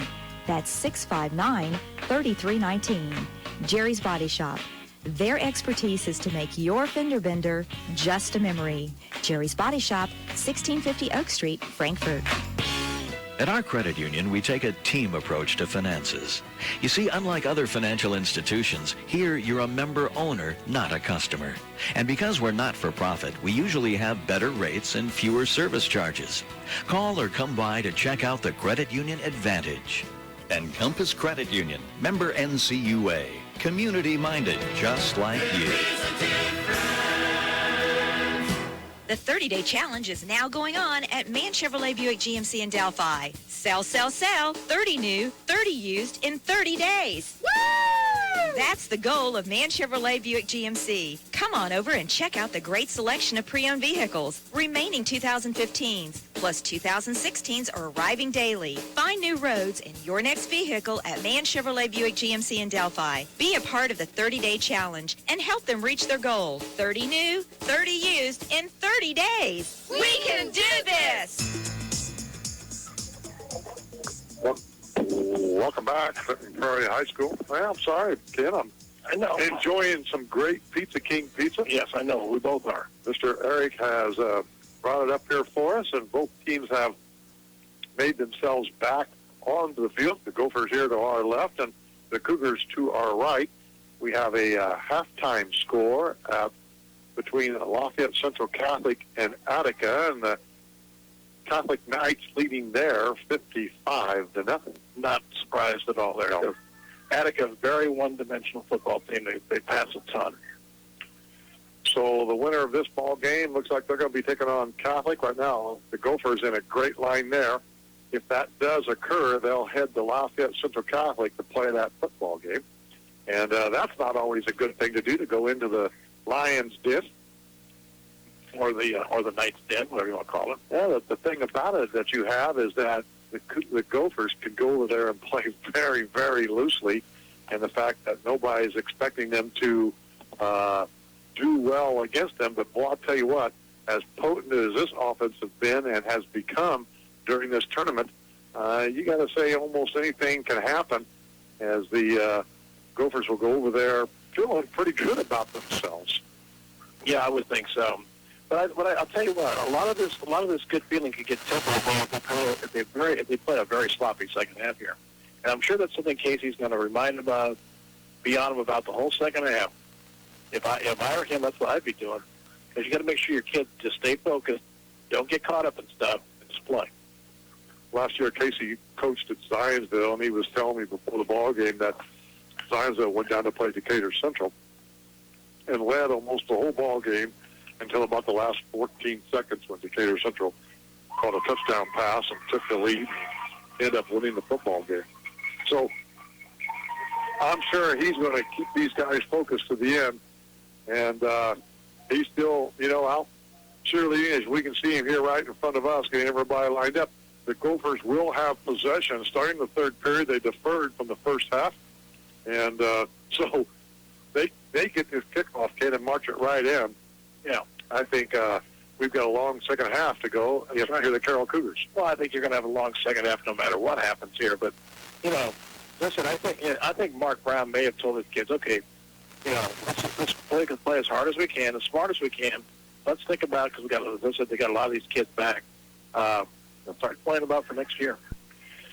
That's a hard thing to say in a sectional game where it's win or go home. So I'm looking down here at Mr. O'Valley's numbers here before the ball game. He's carried the ball 173 times for 1,217 yards, averaging 7 yards a carry. And I think he's pretty much doing that tonight, right? Yeah, he's got 13 carries for 72 yards. 13 carries. That doesn't get you too far. No, it does not. All right, so the Cougars are going to be ready to kick off. They're going to be going right to left on your radio dial. And back deep for the Gophers. I'm not going to be shocked to see an onside kick here. Oh, you think so? Yeah. Why not? Yeah, that's right. You don't have a lot to lose. So Zesh is heading up, and he doesn't. He boots it away. Little fair catch. The Gophers will have it on the 34-yard line. Smart play. And they'll get first possession here in the second half. They kicked a little deeper than I thought they might, but I would not have been shocked if they would have onside kicked it because you're looking for something to spark your club, and that might be the one thing it doesn't. Well, they're going to have to bring the D in right now as the Gophers getting ready to start the leading 41-0. It'll be 1st and 10. The ball's resting on the 34-yard line of the Prairie Gophers as Chase goes up under center. Usually that's a run play. Mm-hmm. And we do. Sam gets a big yard on the left side, still going. He gets through a couple of defenders, and he could go all the way. And he fell down a little bit, but he's still going to make it in. That's 66 yards on the opening play to start the second half. The last guy to hit him was Ty Holford, and he didn't have a lot to grab onto as he crossed the goal line in one play and 6 points. And he's got 18 carries and 148 yards very quickly. Wow. And that if you're Carroll, that's what you definitely didn't want to see to start the second half. You did not. All right, on for the extra point. Cullen Strop ball. That did him well. He's snapper heading here to the right side, and he just kind of throws the ball away, incomplete. And the Gophers lead 47-0. And that last play took 12 seconds. Yeah. So everything you said at halftime as Coach Brown, you can just toss that right out with it. This is okay. How soon do you guys want to finish this game? Or do you want to start playing here? Yeah, let's run the mercy clock. Well, unfortunately, that's a rule I wish they don't do over here, and I really wish they would do that. I'll tell you what. Kind of some run out of things to say or things to do. I'll tell you what, now it becomes a game of pride for the Cougars. That last play here, there were a couple of Cougars that could have made the tackle and seemed to kind of back up a little bit and not want to get engaged with them. That's not what you want to see either. Not at all. So Cullen Strop heading out, going to get the ball from the official. Tee it up there on the 40-yard line. Back deep for the Carroll Cougars, Winter. And number 9, the freshman, Quentin Vesh. And usually, they moved O'Valley and they moved Philbin up ahead because they were kicking the ball short. And this time they kick it away. And it ends up getting down to Winter, who fumbles the ball on the 15. Now gets to the 20-yard line before he gets tackled by a couple of Gophers, one being Mr. Scott. And the Cougars will have possession, 1st and 10 on the 20-yard line. And they'll start their first series of plays, trailing 47-0. I can't get over this offensive outburst by the Gophers. I just can't get over this. I can't. Well, everything they're doing is working, and everything that the Cougars are doing is backfiring. Mm-hmm. So let's see if they can't get it straightened out. As Philbin brings the boys out, O'Valley is to his right. Twins, well, it looks like trips to the top. As the snap comes, Filbert is going to keep it going to the right side, following O'Valley, gets around him, and he's going to pick up about 6 or 7 yards before he gets knocked out of bounds. That play has worked several times for them tonight, where he just hangs on to the football and just goes like on a power sweep or jet sweep to the right or left side. So we're going to have second and about 2 for the Carroll Cougars. Actually, they're going to give him about, they're going to give him 9 yards on that. So the first play of the second half runs pretty well for the Carroll Cougars. As Philbin. He just got a negative rushing yards for that because he's been sacked a couple times tonight. So, all right, we have trips to our side. Philbin wait for the snap, gets it, hands off. O'Valley straight up the gut, picks up the first down and some. That's about a 35-yard line. Got a marking on the 35 or just short, but it will be the point of it will be on the 35. It'll be 1st and 10. So Philbin carried the first one. O'Valley carried the second one. We'll probably see a lot of that in the second half. I think you will. Same lineup here as the trips here to our side. Philbin waiting for the snap. Hands it back to O'Valley. He finds big yardage on the right side. Going to carry it down. Maybe a pickup of 4 before they get all done. Actually, they're going to give him 5. They're going to put him on the 40-yard line, I think. Yep, that's what they're going to do. I think it's 2nd and 5.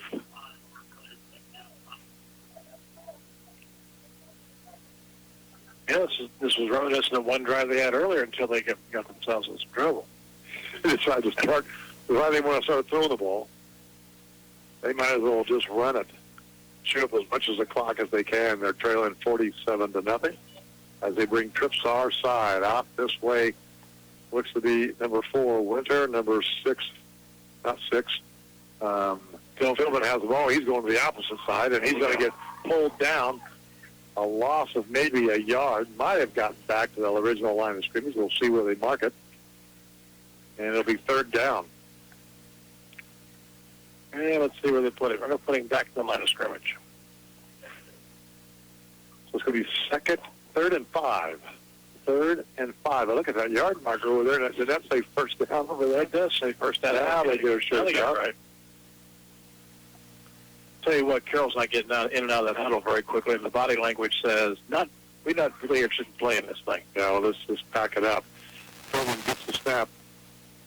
Doesn't give it to anybody. Keeps the ball. Doesn't going to get the first down. He picks about 2, though. It's going to make it 3rd and, would you say, 3? That's going to be 4th down now. 4th and 3? Yeah. And let's see, are they going to go for it? Yeah, they're going to have to. Nope, punter team comes on. Oh, jeez. 10 minutes left, and we've said you've got nothing to lose. Clinton Veach comes on for the punt. Gophers heading back to about the 30-yard line, waiting for the punt. Low snap, bounce back, and there he goes again. He's running for his life again. And let's see what happens.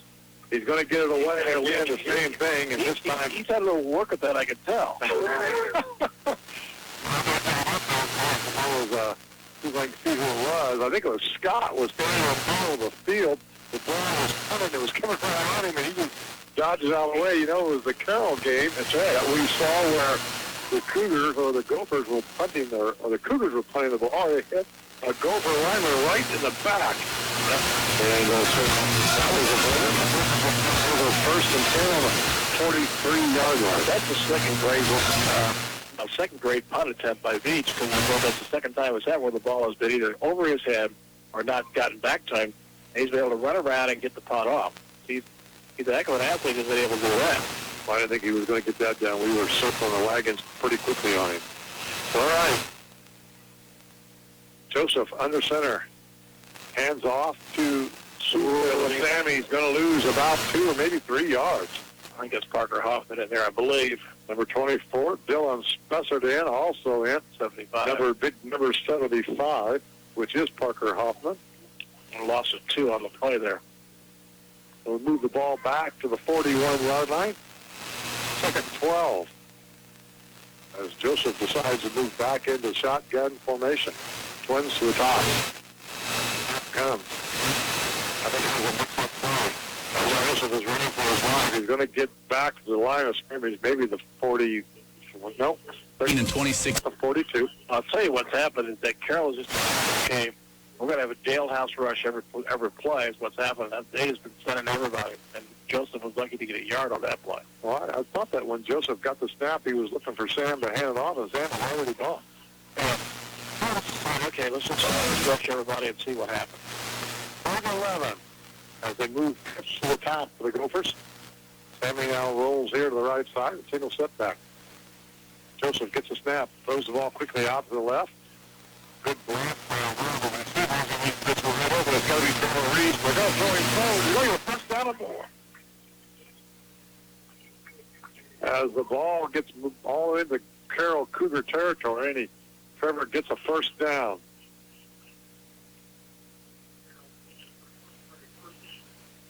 So the ball's going to get marked on about the 44-yard line of the Carroll Cougars.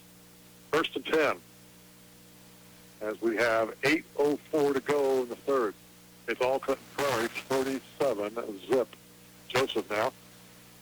Again, back under center. Hands the ball off to Sammy. Sammy goes to the left side. Dives forward. Pickup of about maybe 4 yards. And I'm going to get him, I think, 3. So we'll call it 3rd and 7. Actually, it's 2nd and 7. Yeah. As the ball gets moved down to the 42-yard line.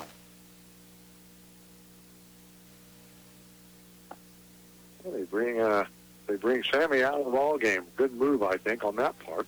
I will start resting you guys. Trying to see who just came in for him. We'll see. Now we're going to find out. Yep. Person carrying right now. Nice move. As he spin moves, gets to the outside of the right side, goes forward. They're going to pick up almost a first down. That looks like Peters. No, it's 34. Bremmett. Well, Bremmett makes the tackle. That's number 2. Grant Reams? Yeah.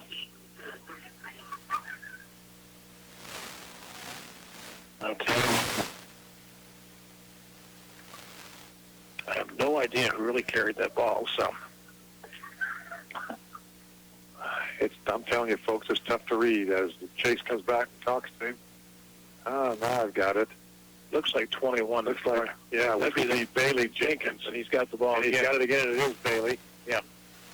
Maybe you pick up a yard on that time as he tries to get it out to the right side. Yeah, it is Bailey, 21. Yep. And it's going to be, maybe you pick up of 1, 2nd and 9 as they get the ball to the 33-yard line of the Carroll Cougars. 6:21 to go in the third as Joseph gets the play. Bailey Jenkins now as our running back, standing to the left side of Chase. Chase kind of drawing up the play and says, we ready to go? And the snap to Bailey. Bailey does a little good job on the blocks and then shrugs off a tackle by Winter. Yep, chucks off Winter, but he still doesn't get a lot of yards as they think they pick up a loose ball, but it isn't. The ball's down, and it'll be after he was down. Back to the original line of scrimmage. It'll be 3rd and 10. A loss of 1 that play. As it looked like it had good promise as Bailey gets to the blocker who pushes the Cougar to the outside, and then he meets 2 other guys. So, not a good thing. Chase now in shotgun. Gets a snap, hands off. We're going to have a little jet sweep action coming our way. That's Reese. And Reese has it. He gets wrapped up, tackled. About the 31 or 2-yard line. Pick up of about 2 yards. They give him 3, and they will. That makes a 4th down and 7. And I don't think you're going to see him punt. I don't see why he would do that. Nope, we're all wrong again. Well, Reese is the punter, so he can stay in the game. So Reese stays in the game. He's back in the punt formation. And you might see something a little bit something out of kilter here. Well, they do that. They do the run punt thing, a little rugby type thing. As Winter is back, now he comes forward. They don't know what to do now, and the ball gets snapped high, little pooch, and they're going to go into the end zone now. Didn't quite get down to cover it, and the ball will move back, come back to the 20-yard line. 4:32 to go. 47-zip, Clinton Prairie here at Clinton Prairie High School. Sectional. I'm sorry about that. Sectional 42. Thank you. Well, I'm caught. I didn't know what to do. Oh, my gosh. All right, so the Cougars will have their second possession here in the third period. And they got to start being able to build up on something. Boy, they're having a tough time getting out of a huddle. Finally, the last guy, well, we've got enough guys in here. Get out. And so they reset the game clock, or the play clock to 25. And well, that was a nice break from the officials. Bowman gets a low snap, moves the right side. Follows the blocking of the right. Yeah. That's one place. About three. That's one place, but not that it's been pretty kind to Carroll all night. He's going to put him in at the 25 very much. That's really well put him. So it'll be second and 5, they're calling it. More like 6 to me. Ball is 25 yards, as you can. And the Cougars kind of really, let's take our time on that. Trips to our side. There was from Snapple Valley to his left. Step comes, handoff goes O'Valley through the middle. Take a hole. And he's still going. Now he's behind the block. They've got to get out of bounds. Cougars 45-yard line. Looking at the guy or the official on our side. Now he moves to the 45, and it'll be first and 10. Carroll Cougar, nice run by Johnny O'Valley. Yeah, he flat out, Carroll wait exactly what he move, and he's gone. Of course, the defender was flat-footed. Philbin, snap, hands back off to O'Valley. This time nowhere. Well, he was over 100 yards. I think he might have been back under 100 after that play. One of the Gophers coming off, the guy who made the tackle, his helmet come popping off, and that is number 51, Cam Haynes, for the Clinton Prairie Gophers. He'll get his helmet fixed on this play and give somebody else an opportunity. Lost 3 and he's back to an even 100 yards. So second and about 13. And you make one step forward and 2 steps back on the Cougars. Yep. Philbin gets the snap, steps straight back. That's one fly. Wide open Winter overthrew him. As Winter broke loose, but the ball was thrown just a little bit too far. Third and 13. I'm still running 307. They've got 18 yards passing tonight. Well, he's got 2 picks, too. Mm-hmm. Right. Were they both for touchdowns? No. One was. First one. I think Reese gets that one.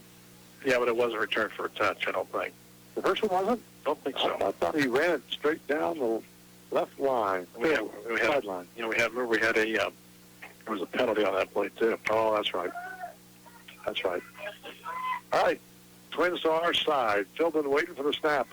Gets it, rolls back, grabs it, throws it, just gets rid of it. I'll tell you what, that could have happened. Not only was he under pressure, he could have almost threw it into the hands of a waiting Gopher, too. Kind of dumped it out there. Intended for O'Valley. He was the closest guy to it, and it'll be 4th down. And all at once, it's just turned into a punting match here. Quentin Veach in for the Cougars. He'll be standing on about the 30-yard line. He's saying, give me one good snap. Let's see what I can do. There we go. Well, they finally do it. And not a bad punt. Not a bad punt. As the Gophers follow underneath it, picks it up on about the 33-yard line. Coming around, he gets a couple blocks. He's at the 35-40. He gets by this guy, and nope, Quinton knocks him out of bounds. That was Trevor Reese. On a big run back by Trevor Reese, the ball's going to be spotted at the 24-yard line. You know, he really took a chance because there's about 3 players around him when he caught the football, got through that little hole, and then it was wide open sail from there. Nice run back by Mr. Reese, and the Gophers will set the ball up in Carroll Cougar territory, and they're leading 47-0. 2:30 to go in the third period as Chase Joseph brings the Gophers out. I'm looking to see, I think that's still Mr. Bailey in. Yeah, Bailey taking back there. As the running back. You didn't bring any blow up, Mr. Bailey? What's that? You didn't bring any blow up? No, I didn't. I wouldn't expect it. I wasn't either, so I didn't either. So I'm just as skilled as that. So Chase gets the snap, a little delay handoff to Bailey and Jenkins, and he gets through maybe a yard or two before he gets nailed by Winter. Gets thrown back for about a yard or two that he got. Ethan Winter ended up coming in on the tackle. Let's see where they spot the ball. They're going to give him about a yard. 2nd and 9. You know, KC has the ability to pretty much keep these guys under control on the sideline, being the fact that he calls the play in. So he tries to take his time getting that clock down because these Gophers, they get lined up ready to go. Chase in shotgun. Snap comes back. Hands off goes to Bailey. Goes to the left side. Little counter kind of play. He drives forward. Ball goes down the ground. They may give it to the Gophers or the Cougars, and they do on the fumble. Bailey Jenkins coughs it up. Actually, I think what happened was the Cougars pull it out, and they'll get possession on the first turnover of the Clinton Prairie Gophers. And Jenkins is hurt. Yeah. So they'll attend to him. And what do you got? Oh, I'm sorry. It's just now halftime, and the Lafayette Central Catholic Knights are leading at 63-0 at halftime. And you know them. They don't throttle back at all. They have the killer instinct. Ask the Clinton Prairie Gophers. Yep. They got popped about 4 or 5 years ago. So they're attending to the Gophers. We're going to take a minute time out ourselves. You're listening to Gopher Football here on 1570, 96.9 on the FM dial, and streaming on ClintonCountyDailyNews.com. We all know you can turn your junk into cash at Wampler Services. But did you know they also do recycling? Unlike their competitors, they do more than just metal. They recycle glass bottles, plastics, wood, cement, motor oil, cardboard, paper, aluminum cans, and even car batteries. Wampler's also takes large appliances and even old junk cars. Wampler Services, your full-service recycler. Recycle today for a greener tomorrow. Wampler's, open Monday through Friday, 8 to 5, and Saturday, 8 to noon. 1270 Washington Avenue, Frankfort. Indiana Packers. Hello, this is Jim Harding, Director of Human Resources for Indiana Packers Corporation. Well, Indiana Packers is growing again. This time, we are proud to announce the opening of our Lafayette Employment Office. The new Lafayette Employment Office is located at 210 Meyer Drive, Suite 8, located near the Lafayette Meyer store next to Subway. This office provides area residents a convenient place to apply for full-time employment with Indiana Packers Corporation, a growing Delphi, Indiana-based pork processor. So if you're interested in joining our great company, then apply in person at our new Lafayette Employment Office.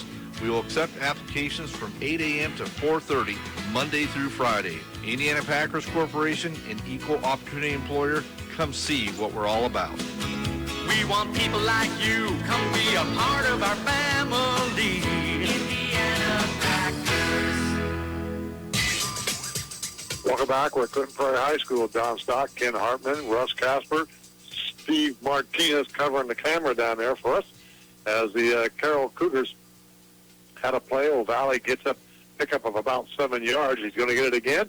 He finds on a big hole on the right side. He gets around the defenders down to about the 41-yard line. A big pickup for O'Valley. And I got to tell you, we talked about this all night, why he hadn't been getting the ball. Who knows?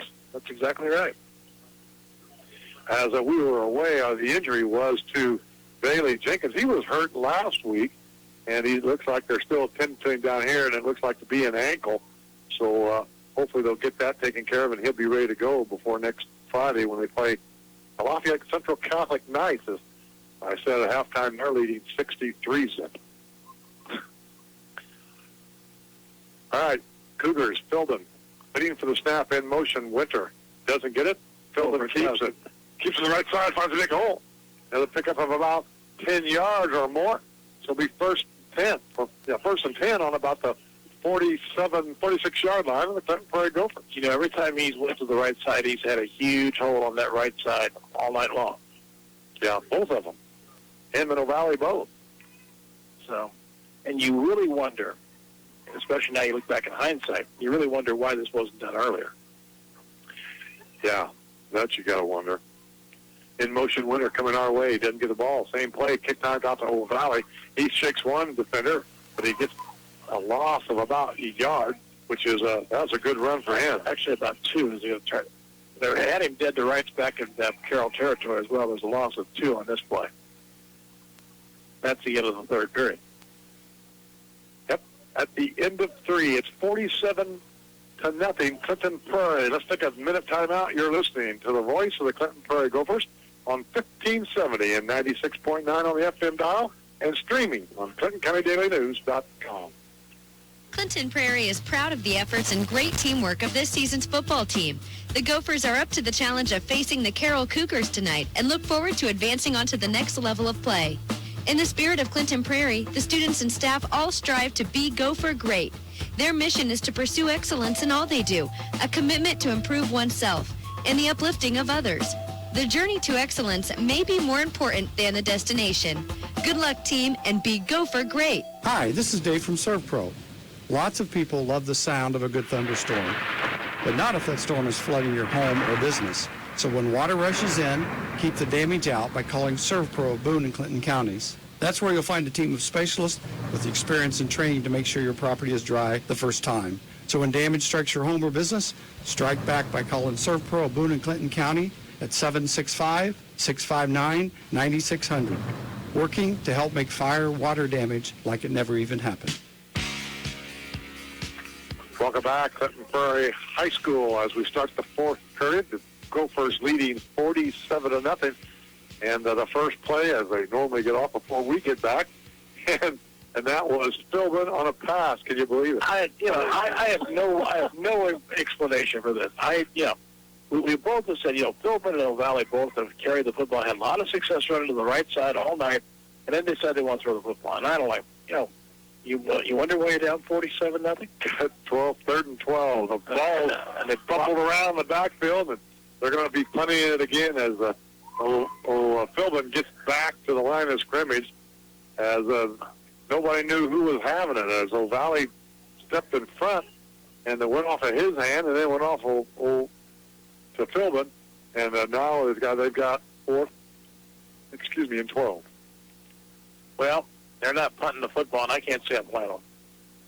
No, I mean, why down a whole bunch? Right now, you're just trying to get on the board and score is what you're trying to do. You're just trying to avoid take the goose egg home with you. So 4th and 12, Philbin gets a snap, steps back to pass, rolls to the right side, looks deep, throws deep. Winter not right through his hand. Good defended by the Clinton Prairie Gophers, and the Gophers will have now possession 1st and 10 on their 49-yard line here in the fourth period. Did that play remind you of something that you drew up in the backyard or in the parking lot, and just say, hey, you go down to this play and just go deep. Just go as deep as you can. I'll try and get it to you. Just keep running. Yeah, I'm like, okay, this is getting good. Hey, WILO's two-wardrobe provided by Longhorn Marketing inside MCF Farm and Hardware at their new location, Nickel Plate 28 West, County Corner from Affordable Auto. For work, school, or play, let Longhorn create your wardrobe.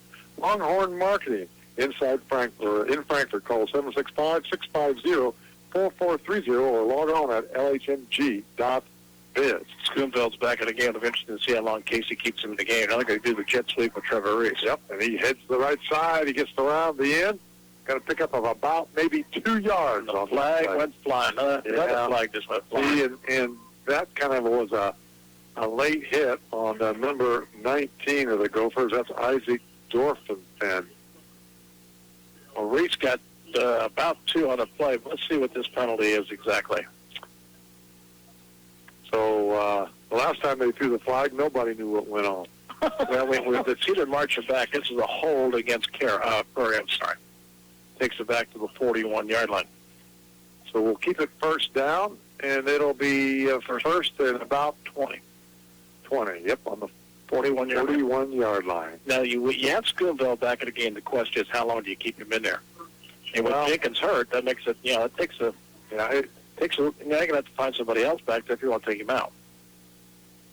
I don't think that's going to happen. Yeah. Joseph looks out here to the right side, and he hands it off to Reese, and he's quickly met by Valley. They knew that was coming. Yeah.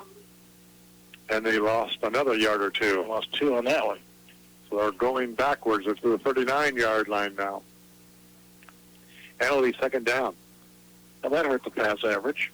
Well, there's no sense in it being a big hurry, boys. I'll tell you that. You're leading 47-zip, 10:20 to go on the ball game, and you're looking forward to heading to Lafayette Central Catholic next Friday. Chase is down 9 of 10, 338. That was a 2-yard loss in that play. Soonfield to his left. Joseph looking to do the same thing. They run the play they ran the first half, or scored a touchdown, and Carroll's waiting on it. And I'll tell you what. Did he pick it up? No, incomplete. Scott made a heck of an effort to try and catch it. They went between 2 defenders. That ball should have been picked off. I thought Winters had it, and Scotty came, Drew Scott come flying in there to knock it down. So it'll be 3rd and 20. That's the first bad pass I think we can say that Joseph's thrown all night. Yeah, he telegraphed that one. He threw it the first time just like that, where he fakes the ball to the receiver coming out towards the sideline, and he turned too quickly towards Scott. Chase, snap comes, hands off to Sammy. Sammy goes straight up the middle, finds some running room. We got a holding that's coming back, as Sammy's going to get to the 45-yard line, but it's coming back. Yeah, because that flag was thrown at the line of scrimmage. That's going to be a hold against Prairie. And now all at once, Gophers are starting to get those silly little penalties. I'm sure Casey's not happy with. We've still got 9:50 to play. Those are bad habits you just don't want to take into next week. I don't know what's going on. They're taking Hoffman out of the ball game, and they're kind of escorting him that way. Well, because I'll tell you what, there's another flag back here by Chase Joseph's, or by Schoonville back here. So we'll see what might have offsetting penalties here, was what we might have. Dead ball, personal foul, Carroll. So the ball's on the 45. Are they going to march it? They are. They're going to take it from the 46-yard line and mark off the personal foul. So that's a 16-yard gain and tack on 15 more. So that takes the ball all the way down to almost the 30-yard line. We'll call it the 30, 1st and 10. That was not good. No. If you're a Carroll Cougar. Of course, it kind of sums up the whole night for you. And I think with them escorting Hoffman to the side, I think he just got a free ticket to take the rest of the night off. Well, we didn't get the sign from the officials, but I would assume that's what happened. So we're 1st and 10, ball on the 30-yard line, 9:39 to go in this one, as the Gophers are definitely going to play. And the clock is fortunately running. In motion goes Selke. The ball goes to his way. He gets around the right side. That's Reese from the jet sweep. And they're going to pick it up down to about the 20-yard line. That's going to be just shy of our first down. That was Reese again coming around the jet sweep. Got 9 on that one. So it's 2nd and 1.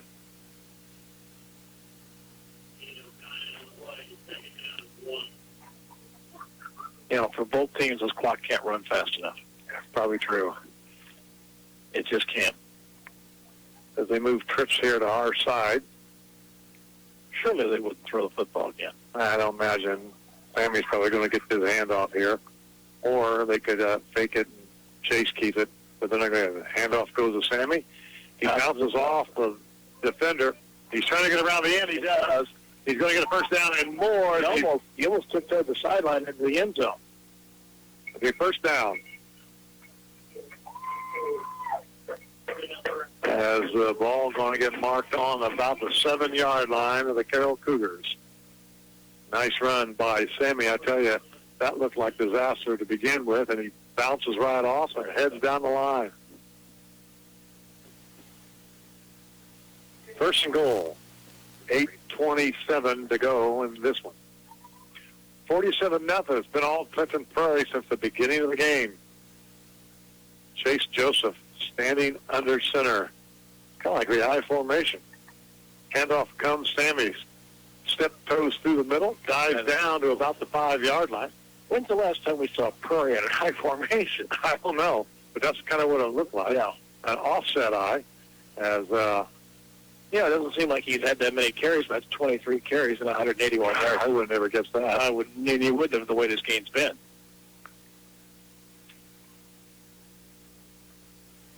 So this time it is a good I formation this time. As Chase looking back for the call. KC's not getting it in. Now finally down. 7:37 to go. Play clock down to about 6. Joseph hands it off to Sammy.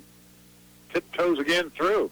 Gets down to about the 4-yard line, where it'll be 3rd and 4. As I don't think it makes a big difference for the Gophers whether they score or not. They just want the clock to run.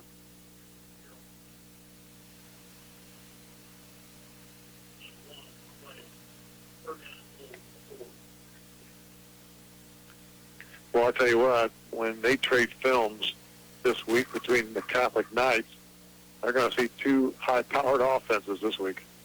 Yeah, I know. And they're going to see two very good runners. Jackson Anthrop is a heck of a running back for Central Catholic. Of course, Scoonville's a very good running back for the Gophers. Sammy gets the ball again, tries to go left side. He gets down to about the 2, maybe the 1-yard line. Into the 1. So there it'll be 4th and 1. And you know you go for that. Oh, yeah. Well, you know what? They're not. They look like they're bringing in Colin Strop to kick the field goal. Why not?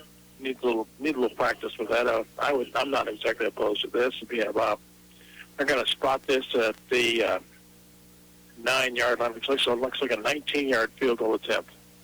Ball down, kick on the way. It's good. Right down the pipe. Nice job by Colin Strop making it 50. Actually, I think they're going to make that an 18-yard field goal. 6:11 to go in this one, as the Gophers will live to find another day next week, and we'll be traveling with them. Yep, we'll be heading over to Lafayette Central Catholic, as Catholic leading 6-0 at the last 4 weeks at halftime. I can't imagine that changing anywhere. So it'll be the Gophers and the Knights playing for sectional championship number 42. I don't think Central Catholic is going to feel threatened. Well, probably not. Yeah, you go over there and playing at home, whatever. You go over there and do the best you can. And I've just been told by Mr. Russell down there that we'll be streaming online again next week on Clinton County Daily News, so you'll be able to pick up the game on the computer. Blow it up to your big screen TV and listen to us. Doesn't get any better than that, Ken. I know it doesn't. I mean, Steve Martinez, you got to give him another Friday, buddy. Maybe we'll have to listen to Steve on the air next week. No, I'm just kidding. You're a stat man. Yeah, well, no, I'll take care of that for you. All right. Okay. So Colin back to kick. Back deep, Mr. Winter and Mr. Veach. Colin Strop approaches, and he kicks it deep, and why not? As Mr. Veach gets the ball on the 19, goes to the left side, gets around the end there a little bit, picks up another 4 or 5 yards before he gets knocked out of bounds, and the Cougars will have it. Starting up off about the 33-yard line. Anyway, that's one reason why you don't want to kick it too deep, because you get a 14-yard return. So, yeah, but either way, I guess it still lands up on about the 33-yard line where they normally pick it up anyway. Seems that way. Actually, they're going to play it down to 32. Yeah, so the Cougars trying to find something good in the last 6 minutes of this ball game. Well, you know, now from Prairie's standpoint, I think you want to have big thing now. Prairie wants to shut out, and Carroll wants to get off the goose egg. That's what's left in this game. I'm looking over here. 2 of our defenders are on the sideline here. Zane Cook and Tyler Smith. They're watching now. There's a freshman of the JV guys in a little bit here on this one. Philbin gets the snap a little slow, moves to the right side, looks deep, lets it fly. intended for out of bounds. Winter, but it's out of bounds. It'll be Actually, I think he's trying to hit Brummett, and he overthrew him, and then the other guy was behind him and just caught it out of bounds. Normally, you don't have two receivers running the same route. You shouldn't anyway. No, I can just tell you, I saw a lot of the Carroll coaches come down. They're not happy, and I can understand why. You prepare all week for this, and then you just get this handed to you by, a club that you played with the first time around. 2nd and 10 as the Cougars break loud here, and it's Philbin. O'Valley to his left. Trips to our side. Snap comes. Philbin rolls to the right. That's one fly again, and this time it goes off of the hands of great defensive play there. Good job by number 3, Peters. Yeah, that was a great defensive play because that was a completion. I'm judging he got his hand on the ball the way it got through there and hit Winters. So 3rd and 10 here for Carroll with 5:50. Because the one problem is this talks about the football all over the park. The clock doesn't run. It makes the clock slow down.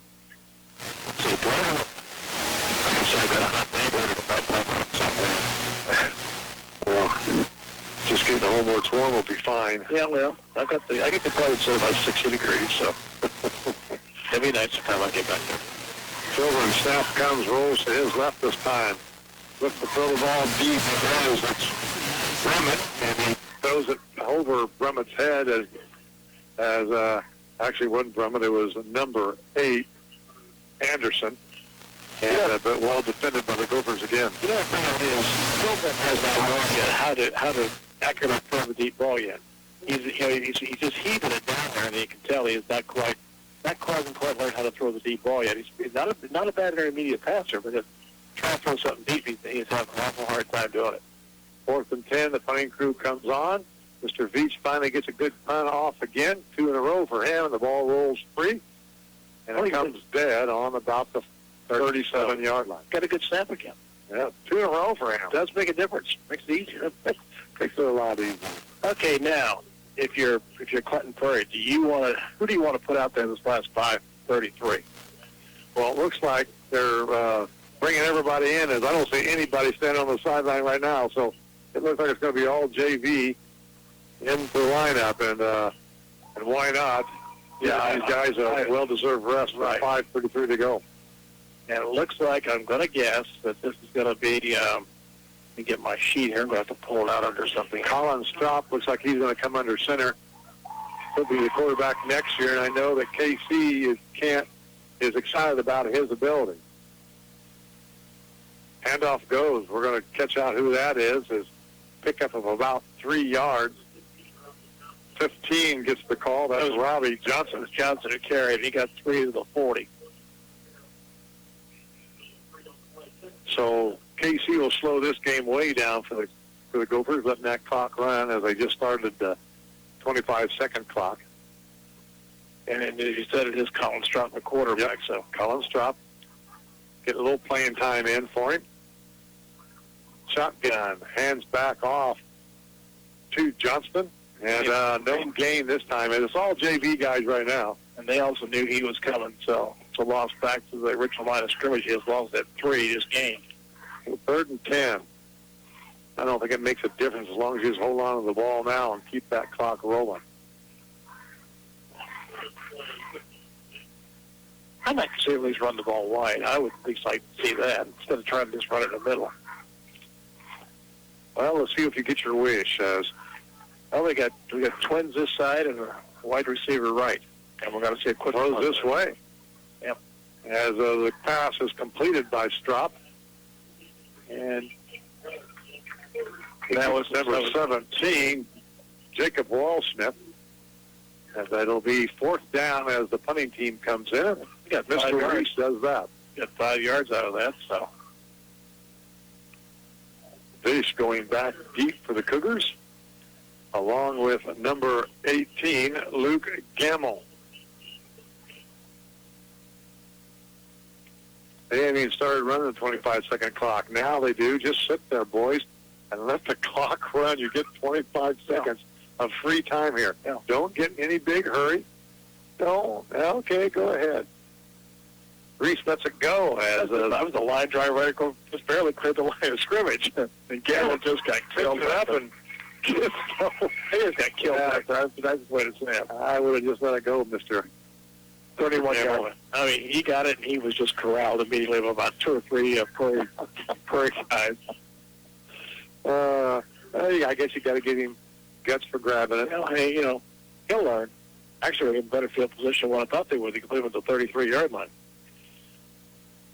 So, all right, so we got JV versus JV right now, and Casey's going to take a timeout here. Yeah, you know what? Let's take our last-minute timeout ourselves. You're listening to Gopher Football here on 1570 and 96.9 on FM dial, and we're streaming on ClintonCountyDailyNews.com. There's only one name to remember when you're having a backyard barbecue or need a party catered. That's Parrott's Meat Processing and Catering. Parrott's will fully take care of your event. All you do is furnish the people and the place. Parrott's will take care of the rest, including cleanup.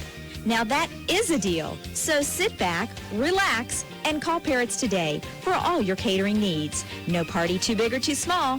Parrott's Meat Processing and Catering in Flora. 574-967-3711. The Farmers Bank's mobile banking and tablet app puts everyday banking tasks at your fingertips. Access is available 24 hours a day, 7 days a week, anytime, anywhere. This is Jean Vesco, Main Office Assistant Branch Manager. In today's fast-paced world, you need access to your money regardless of where you are, whether you're at home, work, or on vacation. Our convenient mobile banking services are just a simple click away. Our app is available on our website at thefarmersbank.com. Member FDIC, Equal Housing Lender. Welcome back, Clinton Prairie High School. Don Stock, Ken Hartman here as the Carroll Cougars get a playoff. Seth Decker in as the quarterback for the Cougars. Throws a little pass out here to number 9, Quentin Veach. Pickup of about 3 yards, I believe 2nd and 7. Actually, they got I think they got Luke Gamble in the game of quarterback. I'm just looking at it. It's number 18. 18. It was 11. So Gamble now moving into that slot. Left-handed kid. Snap comes. Handoff goes straight up the gut. That's number 32, I think. 22, which is Austin Heineman. Pick up a first down to the 45-yard line.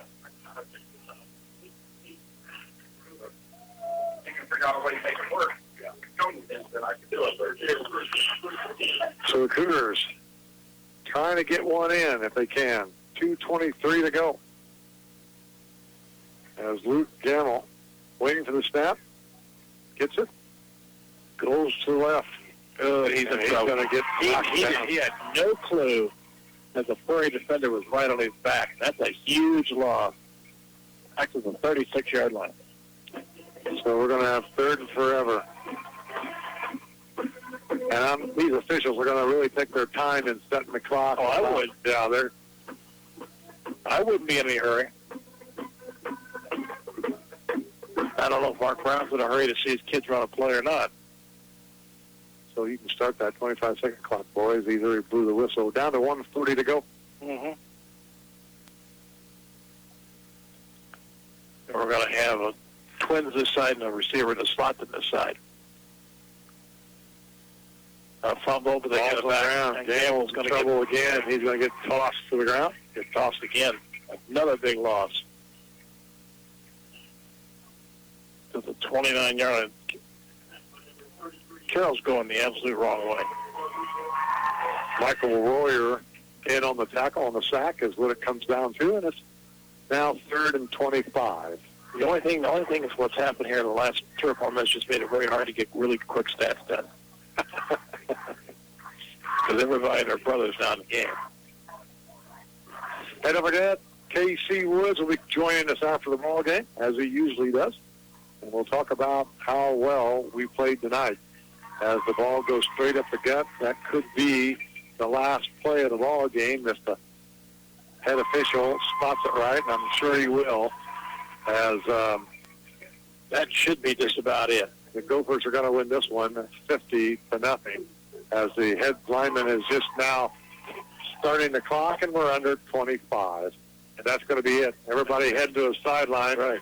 We'll take a 2-minute timeout here as we get ready for some stats. And Casey Woods, Gophers win 50-0. They'll be playing next week. We'll talk to you about that, too. You're listening to the voice of the Clinton Prairie Gophers right here on 1570, 96.9, and streaming on ClintonCountyDailyNews.com. At our credit union, we take a team approach to finances. You see, unlike other financial institutions, here you're a member owner, not a customer. And because we're not for profit, we usually have better rates and fewer service charges. Call or come by to check out the Credit Union Advantage.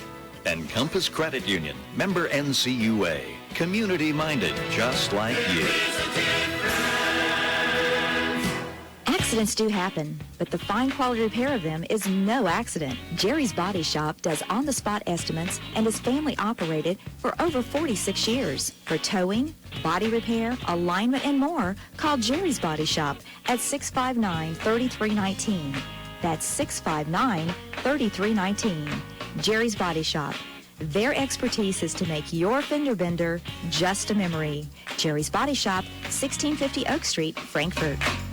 Do you need junk, trash, or construction debris removed? Wamplers has been in the trash removal business since 1948. Call today to schedule regular trash pickup for your home, farm, or business. Wamplers Disposal Service will provide you with one-time trash disposal for your special project or event. We supply dumpsters from 2 yards up to roll-offs. You worry about making the trash, let Wamplers worry about what to do with it. Call Wamplers today at 659-3721. Remember, at Wamplers, you call and we'll haul. Indiana Packers. Hello, this is Jim Harding, Director of Human Resources for Indiana Packers Corporation. Well, Indiana Packers is growing again. This time, we are proud to announce the opening of our Lafayette Employment Office. The new Lafayette Employment Office is located at 210 Meyer Drive, Suite A, located near the Lafayette Meyer store next to Subway. This office provides area residents a convenient place to apply for full-time employment with Indiana Packers Corporation, a growing Delphi, Indiana-based pork processor. So if you're interested in joining our great company, then apply in person at our new Lafayette Employment Office. We will accept applications from 8 a.m. to 4:30, Monday through Friday. Indiana Packers Corporation, an equal opportunity employer. Come see what we're all about. We want people like you. Come be a part of our family. Indiana Packers.